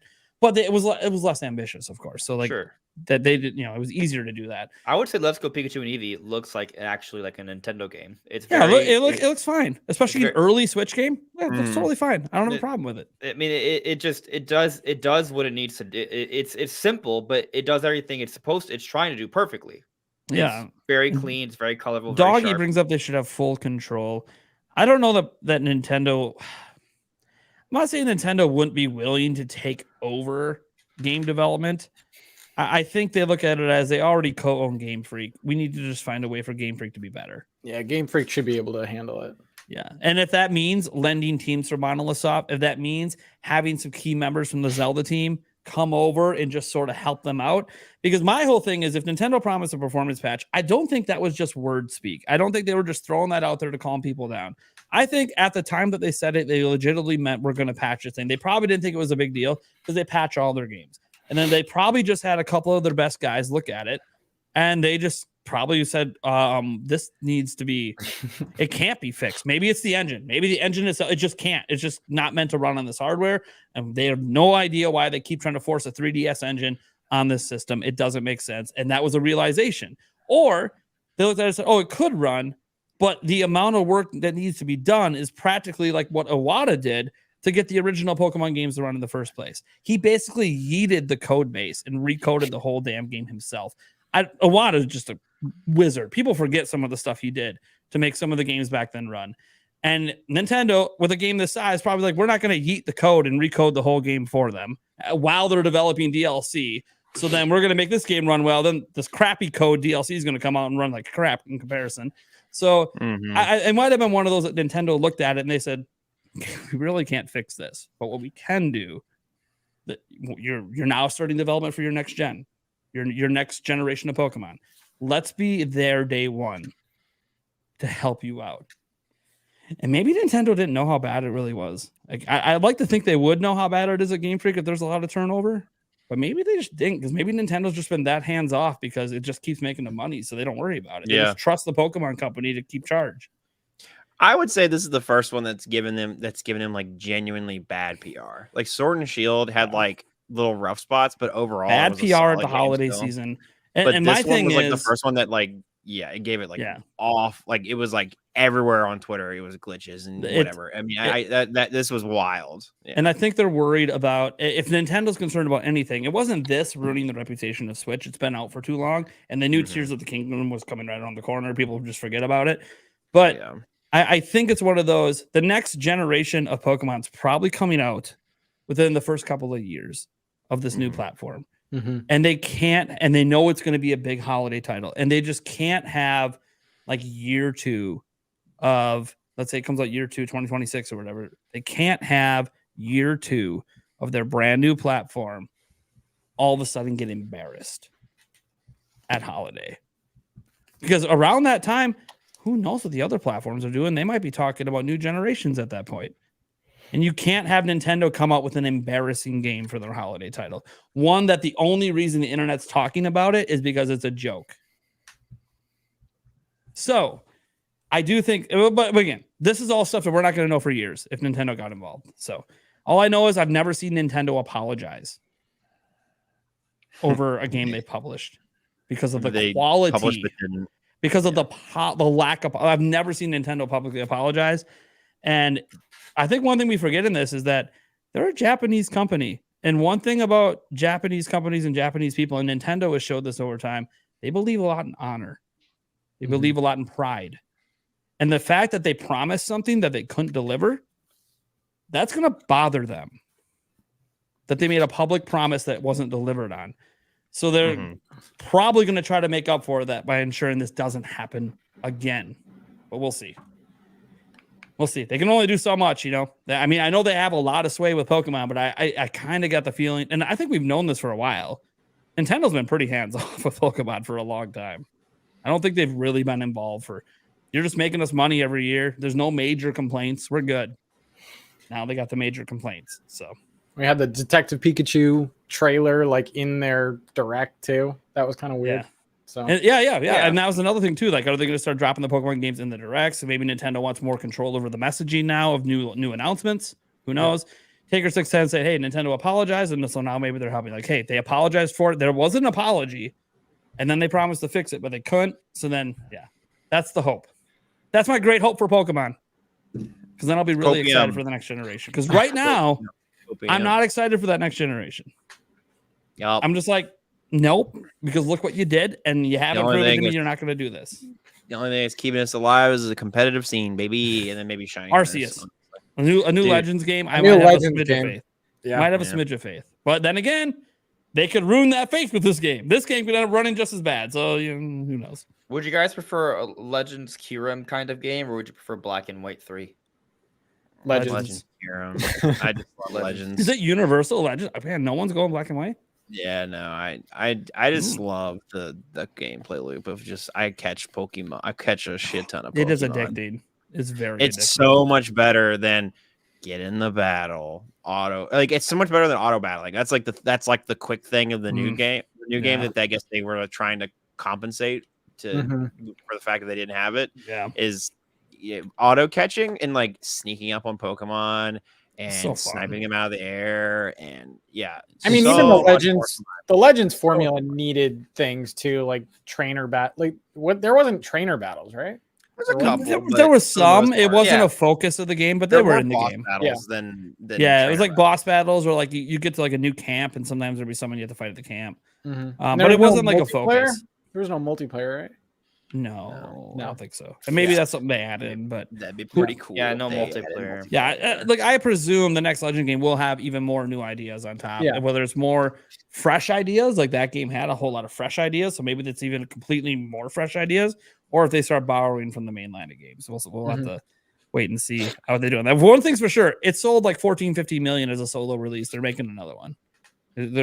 There's no way in heck you abandon that kind of, and it's universally praised, and it's one of the highest reviewed Pokemon games in a long time. It is the highest reviewed game, Pokemon game on Switch. Yes, like they're not abandoning that. Really great sales, great critical reception, great fan reception. It's all there. Like, you got to do it again. So I think it'll make Andres happy if it's Pokemon Legends Paradox Raikou. Bring him back. I love I would be interested. All right. To end the show, we'll take 10 questions from the chat. You guys can add Nintendo Prime in the chat to get your questions in, or you could super chat, and that will guarantee your question will be chosen. We technically have one already from earlier from Justin Basil. Going back to the Switch, he says, Switch VR. He wants to know, wasn't there a recent patent regarding 3D audio? I believe there was. I think I remember mentioning it in a video. I never made it like the main topic, but I believe they talked about 3D spatial audio. I don't really know how they can deliver that with just the speakers. I mean, I guess Dolby Atmos tries to do that, right? They try to have their speakers be like a 3D audio effect. I don't know. I mean, I do suspect that there might be some work like that, like in the Switch 2. Like we talk about a lot of things, but like, hey, I do think the audio experience, I think, is going to attempt to be better. I just don't know what they're going to do to make it better. I don't know. You guys have any thoughts on 3D audio? Because audio is important in games, man. I have nothing. No, I mean, 3D audio is just about spatial awareness. That's all it's about. Yeah. Oh, I was gonna say I don't even know the difference between normal audio and 3D audio. So blasting in your ears versus being able to tell where things are coming from. Oh, imagine using that for like a VR headset. Yeah, sounds. I mean, they'll put it this way: the other consoles have it. You plug in a headset, you have 3D audio. You have spatial awareness audio going on. Isn't that been a thing since like? Xbox it's been a thing for a while, but Nintendo hasn't really had it. Now they've had like something in your left ear, something's in your right ear, but they haven't had it where you can tell like where things are in front or behind. Oh, okay. Yeah, it's gonna be their new sound, or the controllers will have an audio jack, so you can have headphones for the first time. Oh, that's funny. We have a question in from Dank Meme Center. He says, "Care to share if backwards compatibility makes or breaks you from buying a system?" I'm assuming for next gen. I don't think it makes or breaks me because I'm a content creator. But if I was just the average Joe Schmo, it would definitely hold me. I would hold off until there was a bigger library on the new console. Because if there's no backwards compatibility and there's only like one game, I ain't gonna buy that day one. I will, me personally, because again, depends on the game. I've committed. Yeah, true. It does also depend on the game. But I'm in it, baby. I'm deep in that hole. But if I was the average Joe Schmo, I'd be like, I don't know why the hell do I need to buy this? There's no games. There's all that just Zelda. I say just Zelda, like it's not that big of a deal, but to the average person, like, yeah, I don't know why this Zelda. That's it. This is a little bit unrelated. I'll get to my answer to this question. I mean, I'm a content creator, so I'm obviously gonna have a day one, but I'll talk about if I would get it if it didn't have a game I wanted at launch. We brought up games. So we had the Nintendo financial report recently for Q1. You know what game didn't crack 1 million in sales, so we got no update on it? Advance Wars 1+2 Reboot Camp. Oof. Franchise dead? Well, I bought it. I didn't. I bought it. I mean, they sent it to die. We know the way that they ended up releasing it in the end was sending it to die. Yeah, but they can't help the geopolitical. Like it probably would have sold better if it released when it was supposed to release. But yeah, I don't think the infinite delay. Like I think a lot of people just kind of forgot about it. Well, and they Because barely I think marketed they it should when just they brought release it out. when they was supposed to come out. I don't think it would have been that tone deaf to what was going on. Me personally, because I mean, did any of the other big developers delay their war games? Like, no. The only did time Call I've of Duty get a delay? Yeah, I was about to say the only time I've ever heard of anything remotely like that in media is when like 9/11 happened. They changed or delayed or whatever because of that. I think it's more of the Japanese mindset where it's like showing respect or whatever. But that's valid. Yeah, could be. Yeah. So getting back to the original question about backwards compatibility, it's a value add. And one thing I will say that does change for me is if I get a pre-order in at say GameStop or something, because assuming they'll still be around in a year, maybe it's a bad presumption. But one thing I like about pre-ordering at GameStop is you could pay it off over time. That's one thing I've always appreciated. I don't have to have the money right away, or I don't have to be like, oh, it's Amazon, I pre-order, and then you're just going to randomly charge my bank when you decide to ship the thing. And I understand a lot of you guys just keep the money set aside, but there is something about having a pre-release layaway program that's really nice. And for me, anyways, GameStop's the only place that offers that. So one thing that it would change my mind about is if there was backwards compatibility, I would trade my Switch in towards it. Oh, yeah. Because I wouldn't need it anymore. Right? Now, as a content creator, you could argue, oh, you still need day one, still need to do comparisons. I can get access to another Switch to do the comparisons. I don't need my personal one to do that. So that is one thing that does, because I've always, I kept thinking, like, before I did YouTube, I always traded my systems in towards the next one. But a lot of them had backwards compatibility. So it really wasn't a concern. It really wasn't until the Wii U. And then I traded it in anyways because I didn't have enough money to buy a Switch. So I traded it. Well, to be fair, I probably did have enough money because I spent like $800 at launch, but I couldn't help it. There was Zelda. I needed every amiibo. Oh, man, I need 1-2 Switch. That might be the next Switch Sports. I better get that too. So like, I probably didn't need to trade in the Wii U, but to get everything I wanted, I needed to trade it in. The PS5 is backwards compatible, right? Yeah, it's backwards. So it's if Nintendo doesn't do it, they're gonna really be the only company that I don't know. And it's not like they're going. And they have a history of doing it now. Like I think the Wii U to the Switch, obviously they couldn't because it was disc. Yeah. So I'd be shocked. Yeah, that's like the only time they haven't done backwards compatible. But I mean, it was kind of it kind of made sense why. I'll say this. Yeah. Backwards compatibility or no, if the next 3D Mario is a launch game, I don't need to be a YouTuber. I'm buying the system. I'm that big of I'm that big of a Mario fan. Like I'm there today. I mean, yeah, 3D same. Mario. Yeah. I think I'm in the boat of if there's no backwards compatibility, I will definitely wait. Yes. Okay. Even if there's a 3D Mario, like I love Mario, but also don't worry, it'll still be $70 later. Yeah, I wasn't. Yeah, it ain't going anywhere. I wasn't scrambling to buy a Switch for Breath of the Wild, and that was like the big game. Granted, I was also like 15 and couldn't afford a Switch. And more copies of Breath of the Wild sold than Switches were even available. But I think it'd be one of those things where I'm like, yeah, I'll just wait, let the initial like crazy get out, and then when it's a little easier to get one, I'll get it then. Yeah. Well, it's a fight. Like, is there any game they could launch with that would make you really like fight for it for day one? Like any game possible? It'd have to be something Zelda, but I know it won't be. Oh yeah, we know that. Yeah, Zelda's top down on that side of the system, so they wouldn't drop that at launch. I don't think. Yeah. Anyone else? Like, would backwards compatibility affect your willingness to go day one, or how about like at all? If you could just never carry your stuff forward.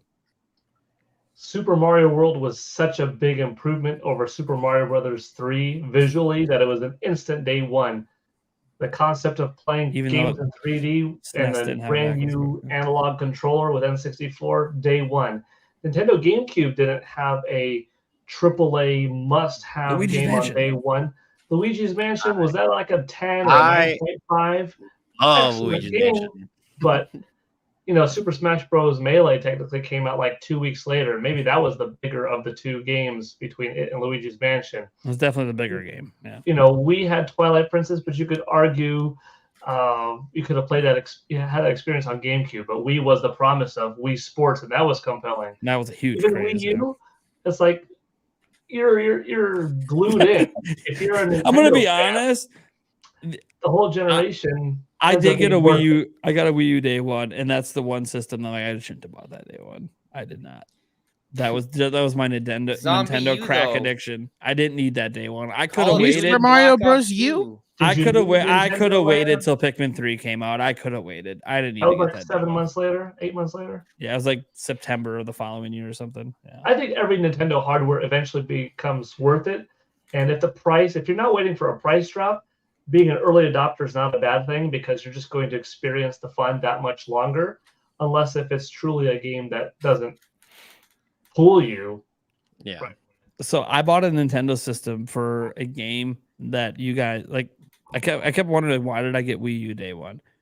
And I know why I got it. You guys, what game do I play? Do any of you know the game that I play that the whole world hates, but I play it all the time? Madden. Madden.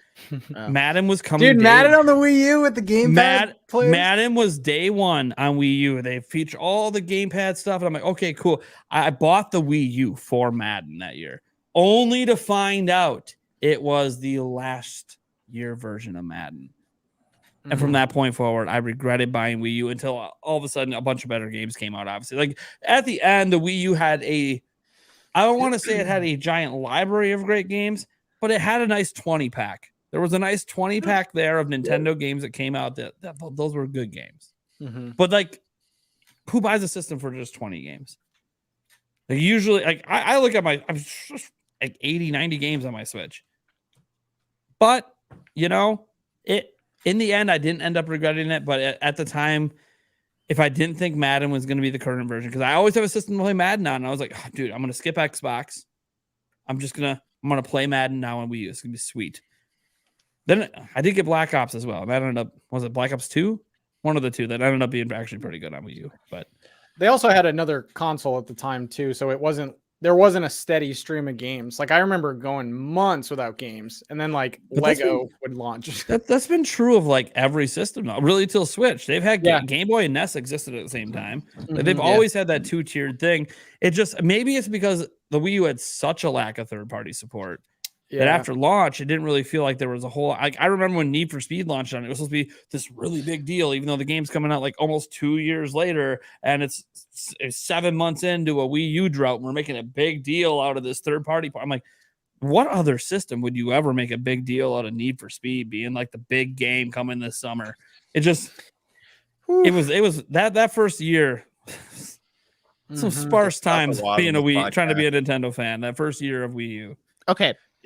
Can I revise my answer on the backwards compatibility? Because I just thought of a game that would make me get the console day one.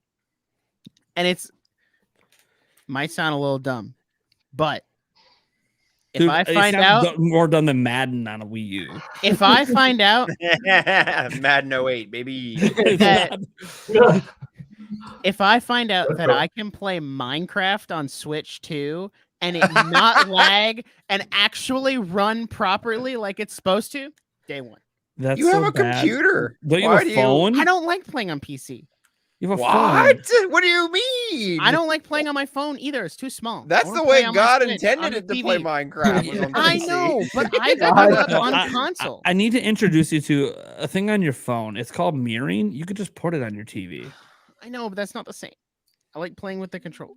You can have controls. I will say Xbox version Bluetooth of Minecraft, controller. The time was like chef's kiss. Anyways. I played. It's okay if you prefer to play a certain. That's like me. It's just like I'm buying a system to play Madden, and I've also got not even the good version of Madden. Most of my good Minecraft worlds are on Switch, and I want to keep playing them, but because it's so unbearable to play on Switch, I haven't been able to play them for like 2 years now.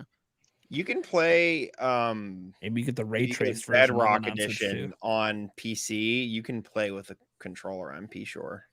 But it's Bedrock edition. The Bedrock edition has it, yeah. That's all right. Hey, you know what though? That's fine. Like I think all of us might have that obscure game, and Minecraft isn't an obscure game, but like an obscure reason to buy a system. You know, when you can already play it somewhere. Yeah, somewhat obscure. I mean, I bought a PS4 back in the day for the show. Like, MLB The Show. Yeah, there it is. There it is. Yeah, but see, how about the old? But here's the thing: you at least were getting the current year version of it, not last year's version with the current year tag on it. Thanks, EA. You did that with FIFA as well. I hate this because I'm not even a FIFA fan. Oh, but now we get the current version of FC24. You know, the current gen that PlayStation 5 gets. We're getting that now, proving that you could have gave us the full, because the excuse the whole time was Switch isn't powerful enough. You literally are doing it right now. So for all these years, you were just bullshitting and treating Switch like a second-class citizen. Oh, sorry. It's EA. What a surprise. EA treating Nintendo poorly. No, nothing new there. Off topic. Favorite Pikmin right now, without context. Mine's yellow. Heavy gravity Pikmin. The purple one? Blue. Yes. Because my favorite Blue's color valid. is blue.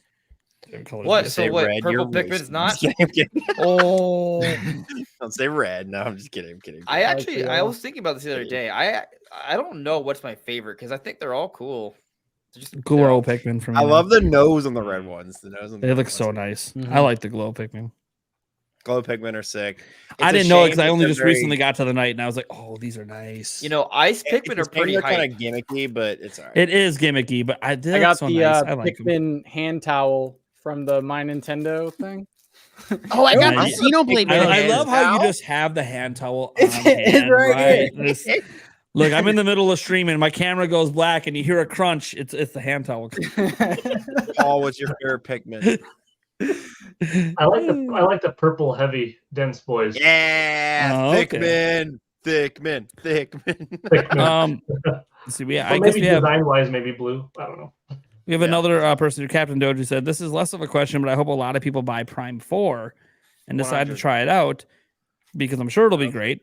And sales don't equal the quality usually, but I hope it succeeds, which is fair. I mean, I've never bought a Metroid game I don't enjoy. Even Prime Hunters was fine. Federation Force is way better than people just knocked it because they wanted a real Metroid game. But Federation Force was a good game. I've never bought a Metroid game that was bad. So even Other M is fun. Just the story is weird. Yeah, I don't not mind Other M. There's a few weird quality things with the gameplay that I think they should have just chose one way and went with it. Yeah, I wish they didn't force you to swap change the position of the Wii remote. Yeah, that was there were some weird things, but I get what they were trying to do. It didn't really, to me, not good in practice. Wasn't good cohesion. But I enjoyed the game for what it was. The voice acting was mundane, but I think the script writing in the game was mundane. So that is what it is. You can only do so much with what you're given. It had I don't want to knock good a voice graphics actors for a Wii game though. Like that game, it That's had a the thing. budget. It had a something, budget. Something about Metroid, just when it's a 3D Metroid game, it just looks. Forget that. When it's just a Metroid game, it just looks good. It just is what it is. I don't know what it just is. Metroid Dread looks fantastic. Oh yeah. Like, and everyone was like, "Oh, it's just side scrolling." Get to a boss fight. Just don't even talk to me. Get to a boss fight and tell me that is not some damn good looking visuals. Those are sick. Yeah. Yeah. Off topic again. What's everyone's favorite Switch decal? Like promo Switch. Mine's obviously the Zelda one that just came out. But if it wasn't that one, like what's your favorite special edition? Yeah, special edition Switch. So like Splatoon, Xenoblade. Probably the Splatoon one. Splatoon one's pretty good too. Yeah. No. Don't tease me like that. We all know Xenoblade did not get a special edition Switch. Do they not? Am I dumb? Don't make me sad like that. I want want a Pro Controller. It's not a big enough seller. Yeah. Do the Skyward Sword Joy-Cons count? Because I like those a lot more than any of the special edition. I have them on my old Switch there, on my regular Switch. This is my I have an update for everybody. I have an update. I forgot to tell you all. I'm so excited about this. So you can see there is an OLED Switch, Zelda Switch back there, and you're really like, why is it not there and on his dock? Because they remember a few weeks back I lost my Switch. They fucking found it. I was so happy. Congratulations. I left it on a plane apparently because the airline contacted me. It was like, hey, you left this thing. And I was like, oh, I was the most happy about it because I found out later there is 0 cloud save for Pokemon. None. So I had lost all of my Pokemon data, all of it. It was so I'm so happy I got it back, and I started moving a lot of Pokemon to Pokemon Home. But yeah, that is the only cloud save is when you physically like put all the Pokemon into Home. Anywho, if you lose your Switch, you can also, fun fact, some things you should be doing when you lose your Switch. If you don't want people to like use your credit card information on it, you can call Nintendo and be like, hey, can you like bonk the Switch and deactivate it, and they'll do that. And it's pretty neat. It's a pretty neat feature. Can't tell you where it is, Geo, whatever, but yeah. Going to say my favorite edition of the special editions was Animal Crossing, man. That's a good one. That's a good one too. It's just simple. Every time I look at it, it's summer, nice. baby. Yeah. It's just nice. It's calming. And I usually don't get that. Like I was looking at some of the other ones because there's one I thought I liked the Dragon Quest one a lot, and then I glanced at it again. It's been a long time since I've looked at that one. And I was like, nah, not really. I think I just look at that and just keep thinking Zelda because there's a sword and shield in the front of it.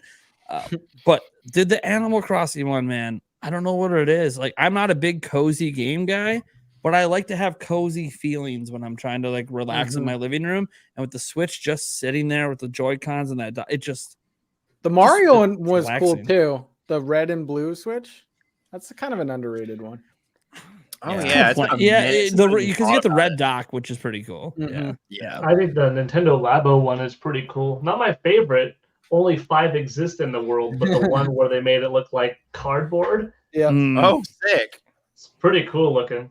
Yeah. It is Other than that, Tears of the Kingdom, Animal Crossing, those two for different reasons. Look, this isn't an official one, but I found a One Piece one. It's not official though. It's not official. So it doesn't count. The company made it. It looks nice though. I'm looking at it and I'm like, okay. I mean, then I have a Xenoblade Switch. Start bringing in that. I bought a skin off of. He willed it into being. That's funny. So for me, it's between 2 different ones. It's the special Day 1 edition. Okay. The original Switch. the original Switch, or the special Metroid Dread edition. Oh, so white you Joy-Con. mean just He's the just OLED. talking the yeah. Switch and Just the basic, Switch just OLED? basic. The yeah. white Joy-Con. Oh, the white Joy-Con OLED. Yeah, that one's it To be looks fair, like the an white Emmy. Joy-Con is clean. That is It pretty is clean. so clean. Yeah. And it came out with Metroid Dread. It's the Emmy edition. Totally. Because you know the Emmy from Dread. Yeah. Yeah. I forgot Dread came out at the same time as the OLED, and that was like kind of the Yeah. decal for it, but it was just the regular OLED. What? No one's picking the Disney Tsum Festival one? No. All right. Darn. Or You know, my one paw. thing, one I will say is done, and people always go, "Oh, that game."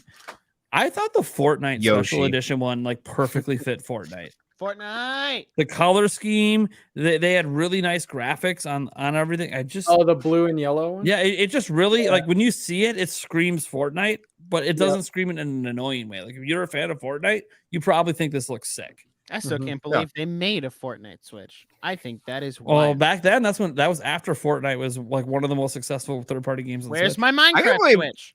It's I taken can't off. believe like Fortnite. Ask was on Microsoft. Switch so Get on the early. phone. Yeah, true. Look, they're featured. Look, Phil Spencer on video is featuring switches behind them. It could have been a Minecraft one. Microsoft has absolutely decimated Minecraft, but that's a topic for. Well, a here we different go. day. Here we go. Oh, yeah, it's really bad. It's actually getting really bad. Like the most recent update. I like has, the like, spin-off. I've never liked Minecraft in the first place, but I do like the spin-off games. Oh, I love Minecraft. I just think they've made think it's- Minecraft way too overcomplicated. I Not think the so. simple building. So now block they game need it to is do a anymore. Blizzard. Pull out Minecraft Classic Edition. Oh Like they my did with World of fucking Warcraft. God, imagine. That could be a good idea. You can do that though. No, in the game, Yeah, you can probably launcher, turn it all you can off. set right? it. Yeah. No, you can set it to like what version of the game you want it to Oh, play. that's so right. That's so true. So So there you so go. you They don't- didn't take your Minecraft from you. You just don't like the new stuff. Yeah.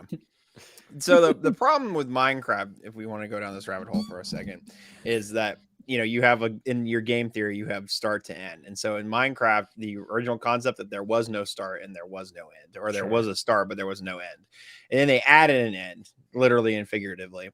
And so what they've been trying to do is add a bunch of shit in the middle, and they keep adding more stuff in the middle. They at one point added stuff that goes after the end, so like the elytra and like post game air quotes post game content, but they keep putting so much stuff that is meant to be middle or things that you do on the way to the end that it makes the like Nick was saying, makes the game really overcomplicated. And so it's running into this issue of, okay, how do they make Minecraft feel new and add new things, especially after the caves update? The caves update, I feel like was like, it's kind of like, that's like the peak of complicatedness you can put into Minecraft. Now it's like, okay, what do you change about this game now to make it feel different and fresh and new and still be fun without breaking its already established tropes and mechanics? So like they're absolutely destroying villager trading, which is like a huge I saw that. economy in the system. Also, outside of the game, like the actual core gameplay loop, they're changing things about how like multiplayer works, and like they're really trying to push Bedrock Edition, which Bedrock Edition is like, it's not as open source and not as free as a Java Edition, and Java Edition has all these free servers and free things and blah blah blah blah, and you can change your skin for free. But in Bedrock Edition, you have to pay money, and you have to pay money to be in multiplayer, and blah, blah, blah. Like it's everything gets paywalled. Them adding the freaking Minecraft store with mine coins is like top 10 biggest fails of all time. They're really really hated paywalling it. Yeah, because I remember I used to be able to play Bedrock on my phone, on my iPad, on my Xbox, and I could use custom skins that I drew up on my phone and just put them on there. And now I can't do that. All right. Well, I think we're gonna wrap her up there. I'm just taking the time. Yep, I'm looks all like it's about Minecraft wrap up tangent. time. I do want to thank everyone for being here. Let's go around the room and let people know what you got going on and where they can find you. Let's start with Paul Gale Network. What do you got going on? Where can they find you? Well, where they can find me, Paul Gale Network on Twitter or on youtube.com/the @Paul Gale Network. And as you mentioned at the beginning of the podcast, Review Cruise started officially this past weekend, which is an ensemble cast that will eventually grow, where we get together and kind of in an old school electronic gaming monthly manner have 3-4 of us at a time talking about a game, but reviewing it officially, coming up with our own score, which you were on and Rogers Base was on. And Andre Seegers from Game Explained, he said he wants to join in as well for Mario RPG specifically and Super Mario Bros. Wonder. So that might be like 4 or 5 of us. We'll see. And then also I showed this earlier, but I don't know if it was seen or not. I am going to Nintendo Live next month. So How much money do I have to pay I'm you for that? hoping that it's Hit a me up, fun exclusive show. coverage. Let's go. I know. Yeah, sure. You know, if you want, like, I mean, I've got 6 passes, so if you want to go, you know. You can't just wave that in my face. Oh my I'm god! like, mean, it's not six so of us. simple for me. I gotta I will go to fly. I credit gotta card stay then places. If you do you actually just have 6 passes to give out? Yeah. I told you this guy was connected. So I wasn't kidding. Sending Paul a DM after this. Bro, I'm Remember, he said debating he it. trains the ninjas. So. Bro, I didn't just book tickets to Toronto last night for Pokemon regionals. I would much more consider it, but I might need to pass. We'll see. I'll look at the finances. at the very least, When's you Nintendo know, Live? The exact days? Labor Day September weekend. 1st through 4th. I'll be in Colombia. Yeah, Labor Damn Day it. weekend. You know, I'll be playing Nintendo Switch 2 for the first time. New hardware. I'm gonna. Can you imagine? I swear. Imagine, right? I swear, if they got some backroom crap going on Send Is that a that media I could have been pass? part of and I didn't go. Are those media Behind the passes or scenes, just you regular know, passes? we just showed off the Nintendo Direct, right? We showed off the new hardware, but we're only selecting a few people to come back and play it. Actually, Oh my goodness! Imagine. And Paul's the guy. He's got the so hookup. freaking happy. I said the second I give up on So 2023, jelly. they're gonna do it. Yeah. Yeah, Yeah. that's it for me, really. Okay. Review two. Nick with no K. What do you got going on? Um, Where can they find you, Mr. 100 episode? Well, we just put out our 100th episode of the Nerdiest Podcast this week. It was 3 hours long, basically, which was Holy really shit. fun to edit. But Yeah, because they do edited version. It's not. we record our episodes and edit them and then put them out. I do want to a try lot to of do work. more live stuff in the future. It's it's easier to. I will say it's easier to set, like, the work that goes into setting up. So much easier than the work that goes into editing.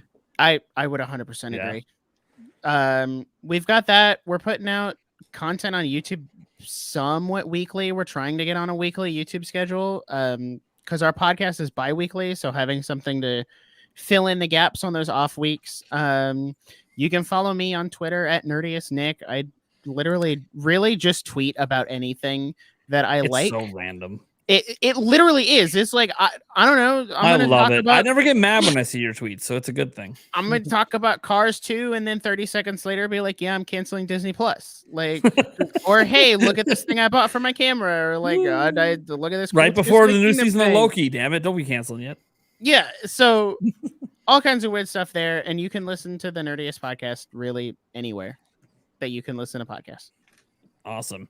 Andres, restart. What you got going on? Where can they find you? So what I got going on, I'm gonna be taking maybe a little bit of a deeper dive into this Metroid Prime 4 story. So that'll come out tomorrow. We'll talk about some different angles, and I mean, there's Nintendo stuff every day. So yeah, Andres restart, and apparently I'm going to Colombia in a few weeks, but that's not relevant at all. I just felt like I should say something else. That's all right. It might be like, hey, if you notice there's a little difference with content or something going on, I'm out. Yeah, I have I'm to out of the figure out country. how I'm making content during that. Yeah, week. out of the country. Yeah. I don't know what I'm gonna do. Yeah, trying to actually. plan ahead for that's tough. Yeah, I I have know, video like- ideas. I have some evergreen stuff that I could put out, but if there's news, Yeah. I don't know. I'm debated maybe like buying like a MacBook Pro or something. Yeah. But I still have to work during vacation. When I and go- don't I want literally to did do that. So when I bought a go MacBook on- Pro for I that. have a 9-day cruise next year, and if I don't have a MacBook Pro or something by then, I might rent one because I'm still gonna. I've learned last year when I went on my first vacation in like a decade that I can't, like, the Xenoblade event happened. I'm like, and I realized I can't plan enough content. It's just you're coming with, and I'm just gonna work on vacation. It is what it is. But what I will do is make sure that I am only working for like an hour or two, and that's Yeah. it. None of my 14-hour days that I normally put in because I need to actually enjoy my vacation. But I am prepared if they're like, oh man, Nintendo Direct this week. Oh, you got it. Yeah. Yeah. Live I'm a Nintendo little- Direct reaction from the cruise. Yeah, it was. I did the live Xenoblade Direct from the cruise ship. I had to upgrade my internet package and everything to make sure I could live stream. And then when you upgrade it, you also have to pay for the days that already passed because it's just for the whole cruise. That's dedication. Yeah, everyone. it was like an extra $200 just so I could stream that thing. Jeez. So I'm just gonna buy the top package ahead of time this time. Just say screw it. Just gonna plan for something to happen. If nothing happens, oh well. This cruise is already the second most expensive thing I've ever done in my life. So When's your cruise? like June 21st. Oh, it's really soon. Next year. Yeah. Oh, it's not that soon. Say they're gonna be this year. That'd be like, wait a minute. So soon it already happened. So soon. Yeah. So yeah, I paid it off. It's a very expensive, but again, one thing I like is it's just like GameStop. It's a layaway. You can just pay it off some every month. Pay some here, pay some there. They don't yell at you about the money until like a month out from the cruise. Like, hey, buddy, you gonna pay? Oh shit. Yeah. My issue with buying a MacBook is that not only is it expensive, and I feel like Right Life off. is just finding ways to charge me stuff. Like now I have to pay money to Twitter just to send messages to people. It's crazy. Yeah. Oh, Like, that's Right off. Like That's I think my thinking. It's all right I off. actually technically paid for Twitter Blue right before the podcast, which I hate that I did, and I feel I'm gonna be made fun of. But I can't even reach out to other people. Maybe. Let's be honest. I You can't reach out to think- other people because you and I chat too much. Well, no. I get that, but I can't. You can no longer message people that don't follow you. So if you ever wanted to reach somebody to follow That has a open story, DMs and you can't. I didn't know. no, not yeah. People, you can, open DMs mean nothing anymore. No, Yeah, you have to no. be following. I remember. Actually, it can. But what if they you pay did. for Twitter Blue No. or X Blue, There is a setting on the back end. What happened is they updated it and they enabled it to be only Twitter Blue people can message you. But if you go on the back end, like the person who has their DMs open, you can actually select a setting that anyone can get a hold of you, not just people with Twitter Blue. But the problem is they didn't tell anyone. every So day I nobody use has Twitter, that- it's nobody has it there's on. There's another like paywall limitation. Oh yeah. Like Exactly. at first I thought it was I can only DM one person so many times in a day. And I It's can still Elon DM trying to others. make his money back. It is And what it is. That's what it was because you and I were talking about an idea and then I couldn't DM. Yeah, and anymore, luckily but we I- could text each other, but yeah. But yeah, you because can't we- do that yeah. with everyone else. No, yeah. not everyone. I don't have everyone's real number. Yeah, no, right? But, no, duh. Yeah. But then What if you get cut off halfway through? Look, just because I can put you Yeah. and Sumbro in a group chat doesn't mean I can do that with everyone. yeah, right. So like I DM'd someone else. It was Brandon, and it worked. I was still able to DM other people, but then the next day, couldn't. Yeah. It's no one. Once I hit the limit, it's no. See, one. I paid for it for the other features before they started taking stuff away. So like being able to edit my tweets. My tweets actually now get more views, which means I'm now getting more views off Twitter on my videos. Is it a significant amount of views that it really matters? Yeah, if I was No. smaller, it probably would. Well, but like at my size, does it pay for the difference in Well, ad I revenue always- over the course of a year? Maybe. maybe. I mean, because it's not that expensive. And there's always the thought that if the Twitter, because my Twitter has also grown since I've gotten more followers. I'm like, there's also this thing where if I somehow get 5 million views a month, Twitter will just pay for itself because now they share ad revenue. 5 million views. But you a got month. 5 million views of your tweets, and that sounds crazy, but I already get like 2 million a month. And that's the little So- impressions. That's not even like views. It's like Oh, Yeah, the little- just impressions on your tweet. you So literally you have, only like- have to hit. You just have to hit one tweet and you're good. It's basically an encouragement to be Even more I can do that. active. I really Yeah. hate that as Yeah. a feature because now I just get a lot of those really cringy like Facebook memes that are not great and they're just Unfollow those people. I don't follow them. Oh, They they come just up on stick to the For You page. following tab. Stick to the following tab. Yeah. Forget the For You. I know they default to For You. I ignore that entirely. I immediately go to following. I am not looking at what Twitter is suggesting. Look, I avoid politics. What do you think is filled in the For You Oh, tab? I muted all those words It's from all politics all the time. I'm like, nope. Following tab. We're talking to video games and sports. That's all I need. Oh, I've never looked at the For You following tab. The following tab is just the people you follow. They haven't done anything shady with that yet. It is literally just who you follow. That's gonna be behind a paywall next week. I mean, there are ads. Yeah, still. Like Twitter Blue cuts the ads in half. I don't even notice the ads that much anymore. I noticed them a lot more when I wasn't on Twitter Blue. Well, the thing about For You is that you still see things that are trending. So, like you might see things from people you don't follow. But if I want to look at trending stuff, I'll just go to search and just look for specific trending topics I want to tap on. And then because there are times I do want to see trending, like say Nintendo Switch 2 is trending and I'm not seeing anything in my feed. Then I want to tap on that and just see what the top tweets are to see what's going on. Oh, okay. But it'd just be. Anyways, I got it because I want to edit tweets and because people got tired of me having like, those threads of tweets where it's like 20 tweets in a row because you're trying to say something. You got character limits. Well, when you pay for Twitter Blue, you can just do it all in one tweet. So can I look 5,000 characters or something? Can I look up how many views my Twitter has? I'm now just curious. Yeah, there's an analytics tab or whatever. Yeah. Or not tab. Studio, analytics. Yeah. I'm looking at it. Yeah. So my tweet impressions is nowhere close. yeah, it's probably not anywhere close. Yeah. Right. Well, I mean, I don't tweet that much. Yeah.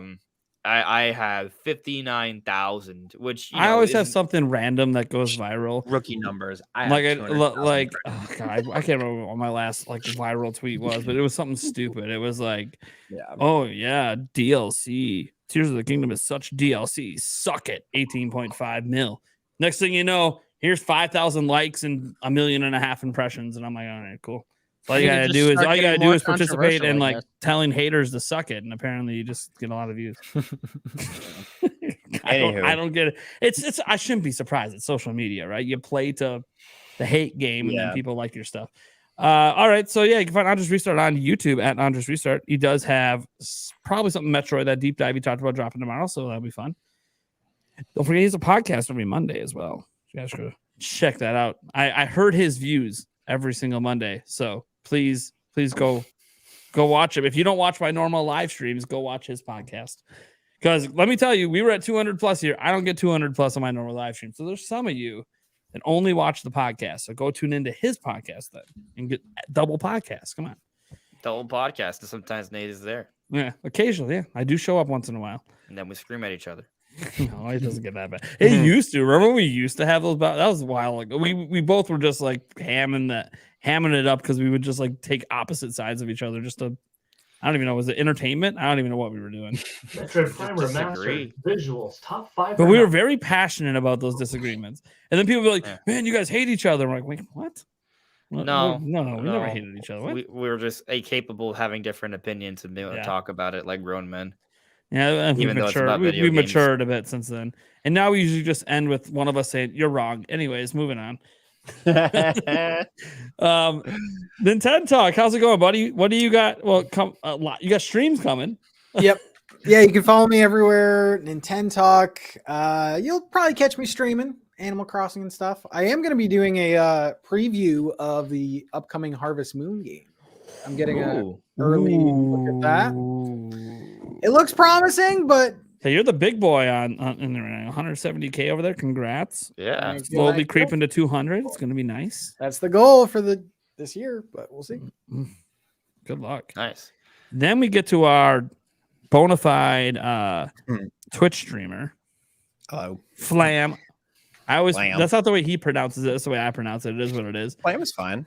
I know. You told me it was fine, and then you say it yourself, and I'm like, I'm totally just not saying it the way it's supposed to be said. Well, other people say it Flam too, so it's okay. You can call me Flam. Look, we're American. FVL doesn't really go together, so it's just I know, but it stands out. Everybody sees my name. Definitely unique. I got no problem finding you on social media.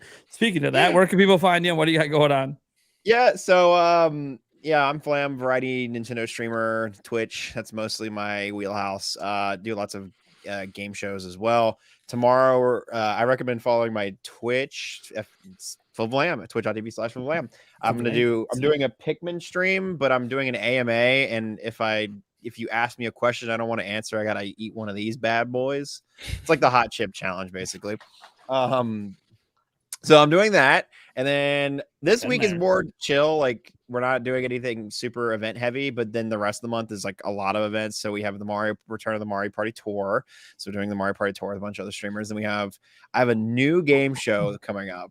It's called Just in Case, and it's a combination of Deal or No Deal and we call it White Elephant. Basically, it's like a battle royale, Deal or No Deal. People do gaming challenges, and they are trying to get the best briefcase and with the most amount of money, and it's going to be really fun. I'm really excited. I have a little bit of a cast going up, and that should be sometime at the end of this month. So if that sounds interesting to you, check out twitch.tv/Flam. I won't plug my podcast this time because I plug all the time. That's all right. We got a link to his Twitch in the chat and down in the description too. Also, I might be going to Nintendo Live if Paul hooks me up. Hit you both up for some exclusive coverage, since I might be going to California already next month at a different time. I don't know if I can afford to do 2 trips, but we'll see. I got a friend's wedding to go to. All right. Well, that's going to do it, guys. Thank you so much for joining episode 32 of the Nintendo Prime Podcast. We'll be back again, same time next week, 8 p.m. Central. Every Wednesday, it is live streamed. If you're listening to the audio version and you want to catch it live, check out the Nintendo Prime YouTube channel. If the few of you that didn't know we were a YouTube channel, well, we are. But thank you so much for finding the podcast randomly on iTunes or Spotify. And it's actually surprisingly almost none of my audio listeners actually know we're a podcast channel or a YouTube channel or both. I don't know. I entered a new universe. This podcast has been going on forever. You can follow Nintendo Prime everywhere. Just type Nintendo Prime. Literally just Google it. Anything that pops up is probably me. So have a good time, everyone. Catch you next week. Bye. Wow.